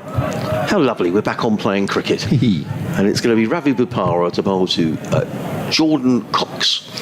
He's in and bowls, and he runs up to the wicket, and after all that he gets it wrong. And Bopara has to trudge back to his mark. So after all that delay, Bopara wanders back. He's just come in, of course, Jordan Cox, hasn't he? They went off with the fall of the previous wicket. So. Yes, so he hasn't faced a ball yet. No. He waits as in comes Bopara with a white towel hanging up the back of his trousers, comes in and bowls, and Cox is straight on his way, turns that down to fine leg. He's a busy cricketer, is Jordan Cox. He's off for the single. So the end of Bopara's over. 11 overs gone. The Spitfires are 76 for 4. They need 96 to win in 9 overs. They need to score at 10.7 and over. They're currently going along at 6.9 and over. Kent with it all to do. However, it's but far from game over. A couple of big overs and they're right back in it. Yeah, they'll need them as well. And Sussex, though, will feel they're in a very good position here, having rescued themselves from what was 102 for 5 when Ravi Bopara went out in the 15th over. It looked like an anemic total. Archie Lenham comes on for his 3rd over. He's bowled 2 for 13 so far. Great from the young leg spinner so far. Cox waits for this one, just dabs it into the onside. Will they run for a second here? No. They can see Delroy Rawlins swooping on it. Gun fielder for Sussex, and he throws it in low to his wicketkeeper and shows that as they tried that one, Jordan Cox has been run out by about 300 yards. So Lenham then to Jack Leaning, who's on 4 so far. He goes to tries to cut it. Beaten outside the off stump. advantage. Lenham, who is he still 17? He can't be. He is. No, yeah. he can't be. Yeah. Born in 2004, crikey. Yes, indeed so. As Lenham bowls to Leaning, he has cut that one away, but a couple of bounces to Beer. Was that a splash or maybe a bit of... No, common a splash. There's not that much water on the outfield. Maybe just a bit of sand coming up as he cut that away. He goes down the pitch. Oh, attempted a bold there for Archie Lenham. Just couldn't quite get to it. Died on him before he got there. It was a push forward just above the ground from Jack Leaning to start. Good over this so far already by Lenham. But Leaning leans back. Will he be caught? No. Short of the man at long on. And he'll come through for a single. It's rather frustrated to Jack Leaning. Great over so far, yeah. Yeah, it is. 2 off the first 5 balls. And that required rate is sneaking up and up for Kent. As Cox faces, just nudges this into the onside. Lenham will field up his own bowling, but that over's gone for 3. Well, the break hasn't harmed Sussex's chances, that for sure. 79 for 4 from 12 overs now. In contrast, though, you have to say that Sussex was 73 for 3, but that does leave Kent, like he did Sussex, a long way to go. Yeah. So someone's going to need to play a big innings here for Kent, as Tom Alsop did, Alsop making 65 in 30 balls, and they're going to have to start fairly soon. Cox is on strike, and he's going to face Ravi Bupara, who's in his... Final over. Final over, yeah he is. I can't make out the stats on the board, what they say over there. You can probably explain. He's taken a couple of wickets, Ravi Bupara. He's conceded 17 runs. As in comes Bupara bowls, and down the leg side, and it's given us a wide. Bupara's not happy about it. Yes, no. What's he signalling now? It's umpire. I think he's taken that decision back, is what he's signalling there. Right. Okay. He had indicated wide. He asked the square leg umpire. Perhaps there was a little bit of glove on that from Jordan Cox. Bupara and did look aghast, so no run. Bupara in again. Bowls short, pulled around to the leg side. That's going to go for 4 runs. That's a good shot and really good placement there by Jordan Cox. 2 short from Bupara. There are 2 men back on the leg side, and it's not just about belting the ball, it's about picking the spot. And he could see that Garton and Rawlins, who are the 2 best fielders for Sussex, are out on this long on boundary, and it bisected them completely. And runs away for 4. Much needed boundary for Kent. 83 for 4. Cox goes to 7. It's been a while. Start of the 8th over was the last time Kent hit a boundary. Wow. Bupara in again, bowls. That short cut away through the offside. In fact, firmly cut away. Fielded on the offside boundary by Josh Philippi, who gets in the throw. 1 more to the total. Cox goes to 8. 84 for 4 are Kent. He's in his final over here as... same figures of 2 for 22 so far for Ravi Bupara. Scoreboard, it's a curious one. Yeah, it shows the runs. I'm not sure what D means. In comes dots. Bupara bowls, and outside the off stump, that's going to be signalled a wide, is it? No, it isn't. I'm surprised at that. Taken by Rizwan outside the off stump. Yes, dots. It is dot balls. And then the number of overs bowled is in a square 2 lines below. That's the highlighted. Okay, so number 23, bowled 3.4. Got it. It's not... Well, it's number 23 who is Bupara, so you just have to... It's not intuitive, I have to say. Here comes Bupara, bowl short, pulled away. He's lucky to get away with that. That was almost a long hop, pulled away down to deep back square, fielded there by Alsop, who gets in the throw. 1 more to Cox. He goes... Sorry, to Leaning. He goes to 6. 85 for 4. It's about sorry. So Kent needing sort of 12 and over now.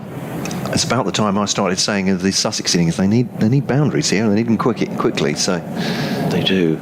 It's a long way out here, Kent. Bupara in and bowls, and attempted cut by Jordan Cox. The ball thumps into the gloves of Mohammad Rizwan. There is no run. That's the end of Bupara's spell. Good spell by Ravi Bupara. 4 overs, 2 for 23, and the Kent Spitfires are 85 for 4 at the end of the 13th over. At the same stage, Sussex were 90 for 4 at the end of 13 overs. Pace off the ball working really well there, and the guile of Ravi Bupara. We've still got overs from Mills. We've still got overs from Finn. Finn has only bowled a 1 over. 1 over 1 for 12. Mills has got 2 overs to come. But sometimes quicker bowlers can disappear. But they're going to keep faith with Archie Lenham. 3 overs, 0 for 16 for the 17-year-old. And sooner or later, Kent are going to need to get after this bowling. I wonder if this might be the over. No Will Beer as yet. No, interesting. If he's going to bowl at all, but perhaps the 2 overs from Delroy Rawlings, which worked so well at the top, have taken him out of the equation. Yeah. Lenham to continue, who's been fantastic. The 17-year-old, none for 16 from 3 to leaning, swing and a miss. I think it's hit him on the pad going to the onside, and just bounces forward of square. Rizwan comes around to throw it back to his bowler. Dot ball to start.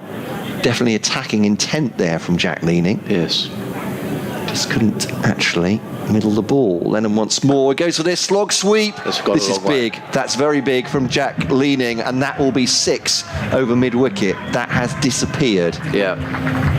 Now he did this first game. Well, Kent fans will be hoping anyway. Had a bit of a scratchy start against Somerset before ending up with 72 or 43 balls. Well, he had to do that, didn't he? And I wondered, I wonder with Archie Lenham, I mean, I was just thinking sooner or later Kent are going to have to go for this, and I just wonder whether they might just target the leg spinner, particularly bowling to the right hand of that relatively short boundary. Yeah, it's going against the spin. That's the risk he'll take. But Lenham bowls to him now. Go for that again. It's a bottom edge, I think, that one. Scuffed down to backwards square. And a single taken. Thrown back into the wicketkeeper. Not phased, was he, Archie Lenham, which is good to see. Unbelievable precocious talent bowling in these pressure situations at 17. Now to Jordan Cox, who rocks onto the back foot. There's a big gap up towards the fielder at wide mid-on. They won't take him on for a second. Is that Ollie Carter out there? Yeah, it was. I think Leading quite fancies the strike here. I wondered if there was 2 there, but I wonder if Jack Leading quite fancies this. 8 off the over already. They can nudge it into double figures. Again, Kent will be very happy with that. Lenham bowling too. Leaning cuts that one away. It will just be 1 because he's hit it hard enough that actually Tom Alsop throwing it back in. It's come straight to him. So 1 more, 9 off the over. But it's been a long time since Kent had one in double figures. Back to the 5th over, was that? I think it might be. That's Lenham bowls to Jordan Cox now. Give him a bit of room there. It's going to be just the 1. They're going to come back for a second. They are leaning. They're just turned already, but it's good fielding. And again, I think Lenham just got away with that one a little bit because it looked like it stuck in the pitch a little bit short, but Jordan Cox couldn't quite profit from that. And that will be the end of the over. But 96 for 4. So they have taken 11 off that one. Is that right? Yes, they did, yes. Yeah. And at the same stage, Kent were 98 for 4. Yeah. So running pretty close to each other. Yeah. But I keep saying this again, 63 off the final 4. If that's what Kent are left with, that is a massive gap to make up. Here's Stephen Finn. Yeah, he's just bowled the 1 over so far, 1 for 12. So, Kent needing to score 12.7 and over, 76 needed off of 6 overs as in comes Finn running away for us, but the CA comes in to bowl to Leading, pulls this onto the leg side, straight to deep mid wicket, fielded there in the safe hands of George Garton. 1 to Leading. He goes to 15 off 15 deliveries. I hate to say there are some darker clouds at the... I just hope that they're going to stay away. If they can stay away for half an hour, I'll be very grateful. And this game should be played to a conclusion. The sun is out brightly now. Finn waits. It's coming into bowl to Jordan Cox, who's 11 not out. In comes Finn, bowls, and Cox is looking to swing that one away to the leg side. No. Rizwan gets the throw in. Well, very nearly a catalogue of errors there. He looked to swing the ball onto the leg side, did Cox. Didn't time it. The ball dribbled through to Rizwan. Leading was halfway down the wicket looking for the single. Rizwan threw to the non-striker's end, but it was an awful throw. And Steve had no chance of gathering it. He does like to come out from behind the stumps as Mohamed Rizwan and offer advice to his skipper. I think he's going to get his way as well. What it does do is rather delay things. It's happened at Bristol the other night as well. However, we're ready as Finn is in. Bowls to Cox, who is hit on the thigh pad. The ball bounced out into the offside. Good delivery by Steve Finn. And he just followed the batsman there, didn't he? Cox was looking to make room. And Finn using all his experience and just one run off the first 3 balls of the over. Yeah, he's just followed Jordan Cox down the leg side this time and wrapped him on the pad as he's tried to get that away. He's too quick for Cox to improvise that into the leg side. He's clearly targeting the wide open spaces. Finn on his way again, bowls wide of the off stump, cut away by Cox, and he'll be a single out to the sweeper on the cover boundary, who is Josh Philippi. I wonder whether Kent will be very keen to get George Linder in here. Well, it's a difficult one at this point because he's the last of the recognised batsmen. So yes, in some ways, but no, not. But maybe that's Cox's thinking: is he has to go here, and if it means getting Linder in, that's what it means. Finn in bowls, and leaning gets a thick inside edge down to fine leg as an appeal, and in fact that's been given as a leg by, so it wasn't an inside edge, so the appeal from Steve Finn was fully justified. Just 3 runs off the over, 99 for 4, and this is getting into tall order territory now for Kent. 14 and over needed, and they are going to need, like Sussex did, I mean it's not impossible, Sussex 6-3 off the last 4. Finn in bowl, hammered away by leaning, but only by Cox. So only going to be a single out to the sweep on the cover boundary. Good over by Steve Finn. He's only conceded the 4 runs in that over. The 100 up for the Kent Spitfires. 100 for 4 off of 15 overs. Sussex at the same stage were 103 for 5, and this is really where the Sussex onslaught began. They only got 5 off the comparable next over, but really this is where Kent, I think this is Tamel Mills' time as well. Now we've got some running repairs going on. There are some instructions coming out, maybe. It's more than 2 a ball now. 72 from 30. Yeah, that's a big order. And yeah, I mean, looking at Sussex's attack as well, they've got the experience of Steve Finn. He's still got 2 up his sleeve, hasn't he? Yes, he has. Mills has 2 as well. Yeah. What do they need to bowl? 5. Yeah, so Mills so 2. That's 4 of them. Garton perhaps for 1, or they can perm those 3 for 5 overs. And yeah, either Garton or, I mean, Rawlins has only gone 1 for 12. I don't know whether you go for spin in the last 5 overs. Maybe George Garton or Papara's bowled out. But you've got options there, basically. Yes. So Mills can bowl another 2, Finn can bowl another 2, Garton's got 3. Yeah. So I would imagine it would be a combination of those 3, wouldn't it? You'd quite have thought brave so. to go with spin at this point. But yeah, you'd have thought Mills 2, Finn 2, and perhaps a Garton.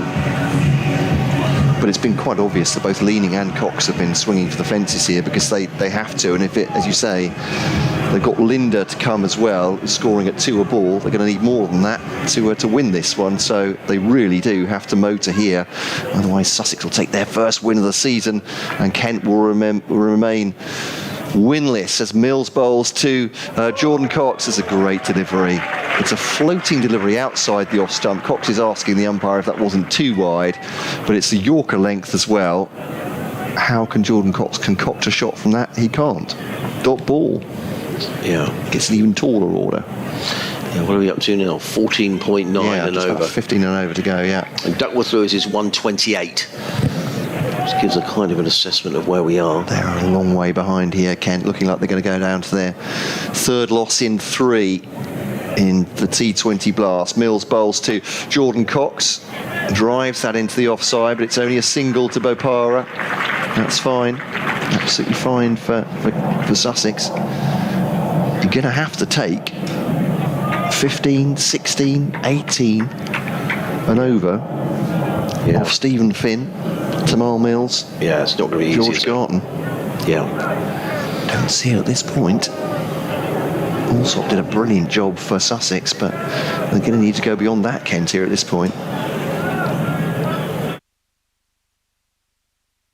So, Leaning settles. Mills is taking his time as well. Why not? Composing himself. Yeah. Comes in now. Bright sunshine over the county ground here at Hove. Oh, swing and a miss from Leaning. Again, it's wide outside the off stump. Not a wide, it's wide outside the off stump, and it grubs along the ground. Yeah. And Leaning can't hit it. It's another dot ball. This is what Mills does so well. And at the moment, he is strangling the life out of Kent. Yeah, and every ball makes a huge difference, doesn't it? Yeah. Now the run rate is up to 15.8. Well, they couldn't hit Finfar off the square when he was bowling. Mills has just gone for a single with 2 unhittable deliveries from 3 balls. Yeah. Once again to Jack Leaning. Leaning's face bowled him! Might even have been a play on there as it's hit the leg stump. But Jack Leaning so frustrated, just made as if to smash the stumps down, so angry. And Leaning has gone. And the reigning champion, Kent Spitfires, are being skittled by the Sussex Sharks here. 101 for 5. Still need 70 to win from 4.2 overs. Sussex massive favourites here. Jordan Cox has 14. He'll be joined by perhaps Kent's last hope, George Linder at the crease. But Mills, what an over. .1 wicket. Yeah, Jack Leaning 15 off 18 balls. He got himself completely bogged down, hadn't we, against Tamal Mills. You know, it's funny how the season changes, isn't it? How fortunes can change. I mean, I certainly thought when Sussex were batting, they were absolutely nowhere near. Didn't have enough runs. And suddenly Tom Allsop comes up with a little gem of an innings and Sussex had transformed.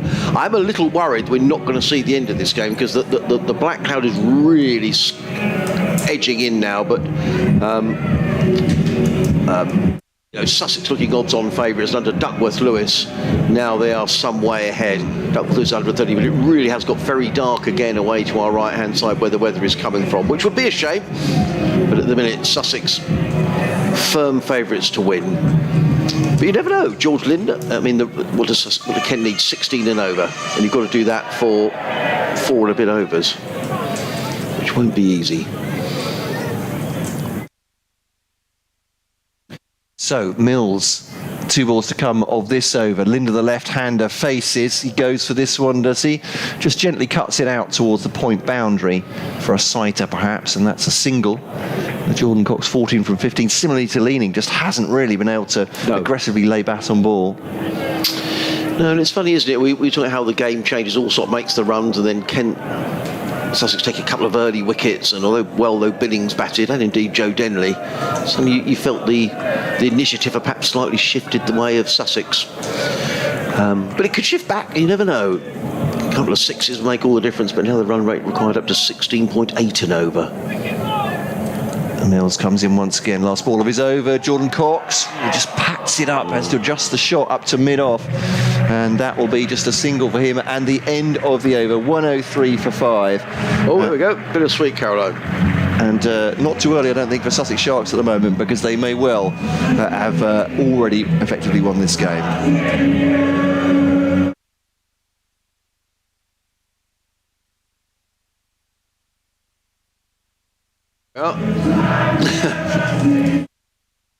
So, 69 needed to win off 4 overs. Sussex got 63 off the last 4, and that was really going somewhere. You're quite right, George Garton's back into the attack.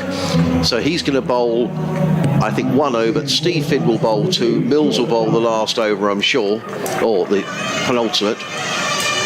In comes Garton, running in, coming into bowl, driven down the ground by Jordan Cox, and that's going to go for 4 runs. Yes, it is. Good shot. Drilled straight down the ground by Jordan Cox. That was a good shot. Belted away. He goes to 19. Kent to 103 for 4. So there's 1 boundary done. Yeah, still not... now not a question of which bowler they target. They've all got to go. Yes, they've all got to go. Yeah, you're right. There's nothing to be lost here now for Kent. Cox waits. Garton on his way in. Bowls. And that's going to be a second boundary of the over. Short, pulled away over fine leg. So 8 off the first 2 balls of the over.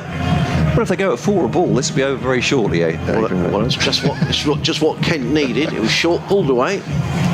4 runs. Jordan Cox goes to 23 off 18. That's what passes for gallows humour in Kent. Well, he's giving his side an outside chance. Run rate required down to 16.6 and over, but 8 off the first 2 balls of the over. Jordan Cox waits. Comes in again. Bowls, hammered away through the offside. More runs here. It's going to be another... No, it's not a boundary. It's going to be 2. Good bit of fielding out there by Josh Philippi. Prevents a boundary. But 2 off the delivery. That's 10 off the over. Cox goes to 25 off 19. It's never over till it's over, as they say. Gone. Some comes running in again. Bowls the right-handed Jordan Cox. He's in and bowls, and Cox pulls this way. That's 4 more.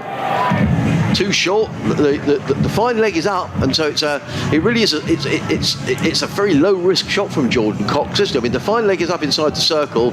George Garton is bowling it down the leg side, and so with your fine, I wonder if they ought to have the fine leg back, to be honest, because that's twice he's played that shot. I think Tamal Mills is saying, "Should I stay down here?" Yeah, look, he's got his arms out, saying, "Where do you want me, Skip?" And I'd have thought the skip should probably have him back on the fine leg boundary. He's picking it off the stumps there, isn't he? One-legged that pull. Well, Mills is saying, "Where do you want me?" And Bapara is saying, "I want you inside the circle." 14 off the over. 117 for 5. Cox on to 29. Garton again wide of the off stump. It's going to be caught. He is caught. Well, I'll tell you what, if Jordan Cox had left that would have been a wide. Was wide outside the off stump, thick edge, caught by Archie Lenham at backward point, and Jordan Cox has gone. So 14 off the over, and now a wicket for George Garton. Caught by Archie Lenham. I think that would have been a wide if he'd let it go. Yeah, he has to swing though, doesn't he? I think at this point you can understand why he's going for it, but that'll do. George Garton, having gone for 14, has picked up the run, the wicket of Jordan Cox. Expansive in that over, exactly what they needed, but that might be the end of Kent's hopes here. Case Ahmad, of course, will come out next. George Linder, who's 1 from 1, and all the hopes for Kent now are resting on something extraordinary from their South African international. Well, something extraordinary from their Afghan international would be fine, but we wouldn't expect it from Case Ahmad, that's for sure. Okay. But yeah, so Cox caught Lenham, bowled Garton for 29 against Spitfires 117 for 6. So 14 off the over so far. Kent need to score 17 and over. So not out of it, but Sussex are, if not odds-on favourites, not far away. Look at those floodlights shining against the black sky behind them. It's really dark over there now. Let's hope that rain is going to stay away. I'm not sure it will. In comes Garton, bowls, and Ahmed is back on his plays down the middle of the track. End of George Garton's over. And Kent are 117 for 6 at the end of the 17th over. Sussex were 122 for 5. So it's not a huge difference between the two. So it can be done, but it's maybe a long shot. 55 needed in 18 balls. Yeah. Which is a tall order. It is a very tall order indeed. And you've got to face an over from Mills, which will be his last, presumably 1 from Finn and 1 from Garton, I would imagine. But it's got to go now. Maybe this is the man. He's surveying that leg side. You never know. Well, left-hander. First one in this batting lineup, of course. There is an argument for putting him higher up the order at this point. But Mills to Linder, picks it up. 4. Is that going to be 4? It is. He's chipped it back over to Mal Mills' head. This is kind of my point about him. Doesn't look anything expansive about that shot. His shoulders are so powerful. He's just muscling that back over to Mal Mills' head. But 4 runs. As I said, this may be an exciting cameo from Linder, but unless he does something extraordinary here, Sussex are going to win this game. Well, you'd have thought so, but you never know. You think what Tom Alsop did. Keeping it interesting, as they say. This is probably the key wicket, though. If Linder goes, that's probably it, I guess. Look at those dark clouds. Yeah, if Linder goes, they're too far out for the remaining batsmen. I would put money on that at this point, certainly. Mills to Linder. He's improvised that shot. He's picked it off stump. It'll come back for 2. And throws in from the boundary. But yeah, he's done pretty well with that, Linder. Again, it's gone so far out off stump, he's had to reach for it, and he's managed to cart it into the onside. But they do come back for 2, so it's a decent start to this over for the Spitfires under, as you say, once again, ominous skies. Yeah, it looks to me like it's going to hose it down, doesn't it? Which is a shame. Got to get through 2 more overs, though, and that would do it. But if it does, I mean, it'll effectively be over anyway, from a Kent point of view. So... but we do have until 6:30 technically, but they may not dry out by then, I suppose. Anyway, Mills now bowling to Linder, goes for this, that'll be 4, or 6! Goodness me, he's cut that 6 for 6 over Point's head. George Linder, as I said, he is something pretty special. Wow. But even he can't rescue this, surely. 4-2-6. 12 off 3 balls of Tamal Mills, we have to remind you here. He has 13 from 4 balls, George Linder. He should have been earlier, shouldn't he? Well, there's going to be a massive argument, even just for a right-left combination at some point during the middle order. He's coming in at 7 here and smashing the ball all over the place. Here is Mills to Linder. Ooh, that's a good ball from Mills. And again, Linder had to adjust the shot, and it's a bit of a bottom edge into the onside, so for a single. But 13 off it so far. Has reduced the arrears a little bit, at least for Kemp. But at this point, they are so far behind. They are still going to need a miracle, even by George Linder's standards, I would suggest. Yeah. What, I mean, if they could get to needing maybe 35 off 2, well, who knows? I mean, it's Linder is keeping the game going. Yeah, it's, where are we? 42 with 2 balls left of the 18th. Yeah, this is. As you say, it's a mighty tall order here. As Mills bowls to Ahmad, what does he do here? Swings, 6. Swings and goes. Does he? It's just going to be 2, in fact. Wow, I thought for a minute. Short of the fielder who pats it back into play. Josh Felipe, it's just really good fielding. I thought they'd gone for 6 for a minute. It's just a single, actually, yeah. It is. And Linder really wants to be on strike at the start of the next over. This is a tricky one. Yeah. They need the runs as well. Maybe he just takes advantage of Mills trying to bowl to that. She's taken off the over so far, 14. Yeah, absolutely. Still 41 to win off 13 balls. I mean, it's boundary at this point. Even Case Ahmad needs to hit boundaries, because either Linder takes an odd number of runs here, or Case Ahmad is going to be on strike first ball of the next over. Linder goes for this one, cuts it away. It will be that single. So it's going to have to be the George Linder show and something for Kent. He takes a single off the last ball, 40 exactly to win off the last 2 overs. Kent will need, and Sussex have to defend that. You would back them to do it. Steve Finn will take his cap. Well, you'd have thought so.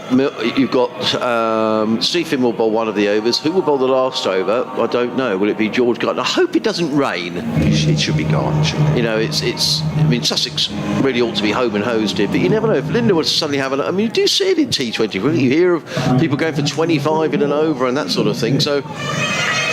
It's not done till it's done. Linder is hitting towards the shorter boundary, Matt. But you'd have thought. Yeah, that's a good point. But he's going to need to farm the strike here. He's looking at that leg side boundary for the worst. Nothing to be lost here for Kent. And Finn will be thinking about that as well. Perhaps trying to bolt full and wide on the off stump. Yeah. He's running away from us, comes into bowl to George Linder. He's in a bowls, and Linder drives down the ice a single, and that's good bowling. He's going to insist he comes back for a second, I think.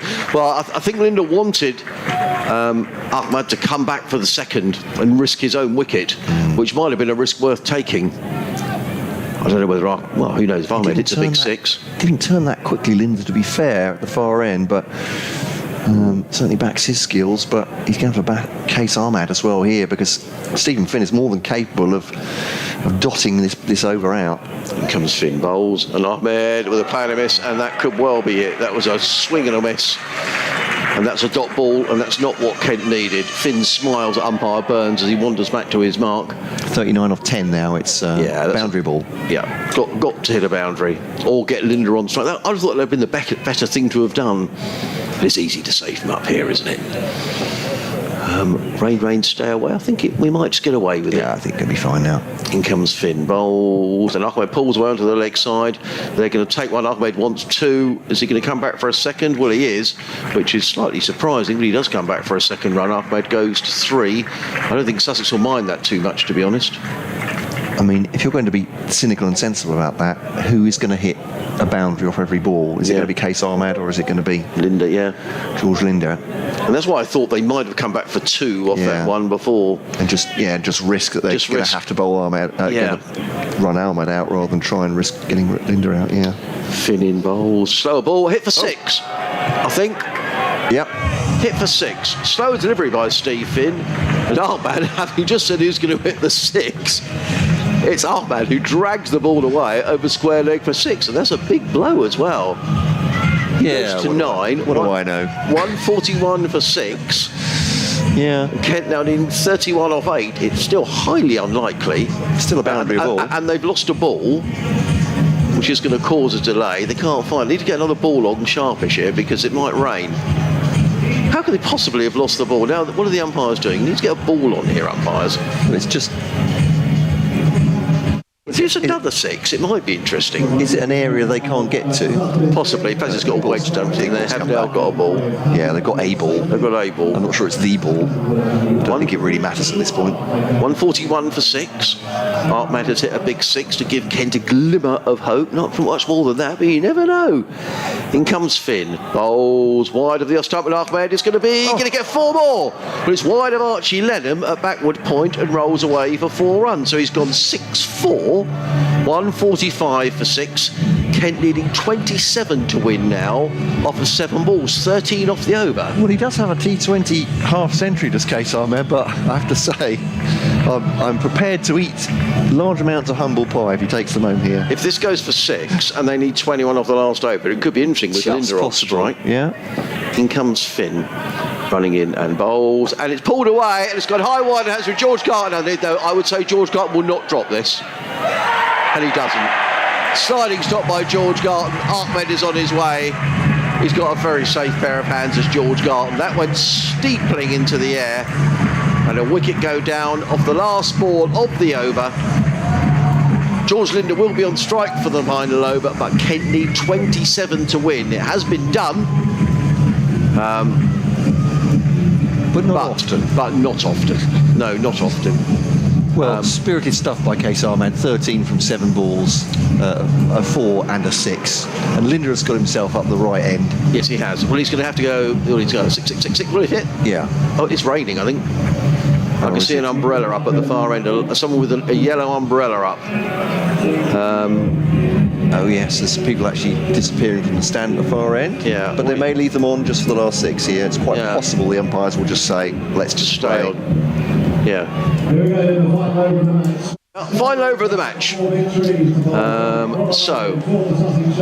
I'm sure the new batsman, who is Matt Milnes, is just saying to George Linder, whatever happens, you've got to be on strike. Yeah. Nothing else is worthwhile. Let's hope the Sussex don't take an eternity here to set the field, because it would be a shame not to have the final over. After all, it's been a really good afternoon's cricket. I'm not just saying that because it looks like Sussex are all going to win, but it's just been a good game. So it is going to be Garton. Linder, can he make a name for himself? It's going to need a big effort from the tall South African, who has scored 16 off just 7 balls. What might it have been, really? I wonder if he'd have perhaps bowled batted a little earlier, but we shall see. So here is Garton over the wicket then to bowl to Linder. It's in the block hole. It's a great delivery, applauded by Tamal Mills. They need to come back for the second. Milnes is struggling to get there. Doesn't really matter in the nicest possible way, Matt Milnes, but so they take to 25 then of 5 balls. What you don't want is something like a free hit though or something. No, that's true. Which, of course, Kent suffered late on, didn't they, with that no ball from Matt Milnes. And here's Garton, no bowls to Linder. It's over the top of the field. It will only be 4, I say, in inverted commas, though. And 21 to win off 4 balls then. Linder, again, has proved his worth to Kent. He's batting at 2 a ball, 22 off 9. It did look as if Jordan Copton and Jack Leaning were struggling a bit, didn't it? So, but Linder has been terrific. Really good effort. So powerful. I mean, he's very much in the finisher mould, isn't he? Yeah, just hitting powerful from ball 1. But Garton bowls to him now. Linder, it's up in the air. It's over the infield. He'll come back for 2. They'll run hard, and they'll. Where are we? That's 19 off 3 they need, and this game is effectively over unless they bowl a wide or a no ball. Wide or a no ball, yeah, at this point. So George Linder is on strike. Or I suppose a tie if he hits 3 sixes. Well, that would be exciting. Here's Garton to Linder, swings for 6. this. Will it be 6? Yes. Has it crept over the rope? It has. It's gone for 6. Yeah, he should have come in earlier. Goodness he's been terrific. 30 off 11 balls. Absolutely, yes. That's crazy. Absolutely insane hitting. Yeah, it's gone for 6.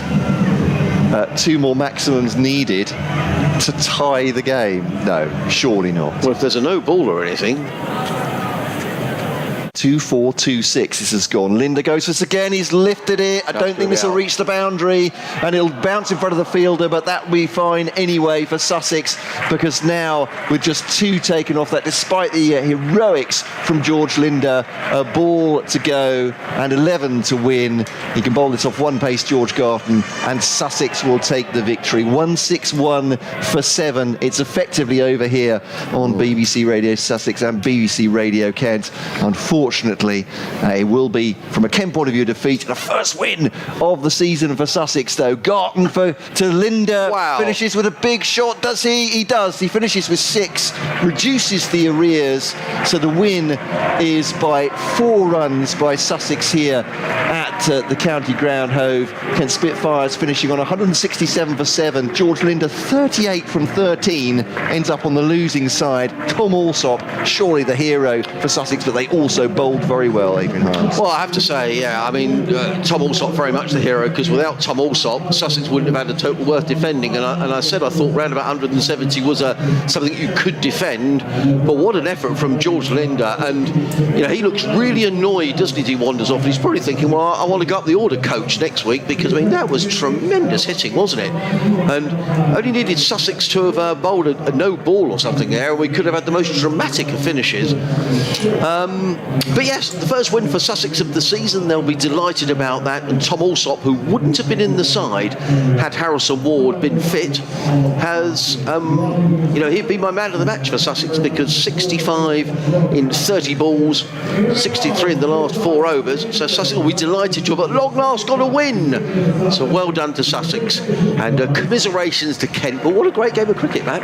Absolutely right, and a lot closer than we ever thought it would be, and owes a lot to George Linder at the end. But that Tom Alsop innings really was the one that broke through for Sussex, and he wouldn't have been in the team had Harrison Ward not been injured. That's what we were told. We were told he failed a fitness. Fantastic work from him. I know you'll be talking to him after the finish. I'm going to go and split off now to say goodbye to Kent listeners. Obviously, it's a defeat for them. They'll get reaction from the Kent camp tomorrow morning in our breakfast bulletins. But from BBC Radio Kent, thank you so much for your company and your hospitality. I know it didn't stretch to letting Kent win, Adrian, but it's been great anyway.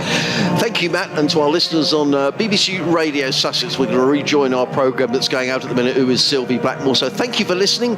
Our next cricket action will come on Wednesday, when Sussex make the trip down to Taunton, and then back here on Friday night, when Middlesex are the visitors. There we are, Sussex with their first win of the season. Hurrah for that. Well done, Tom Alsop, man of the match. Well done, Kent. Super game of cricket from myself, Adrian Harms, from Matt Cole here at Hove, under the floodlights. Thank you very much for listening, and you'll now rejoin your network programmes on BBC Radio Sussex.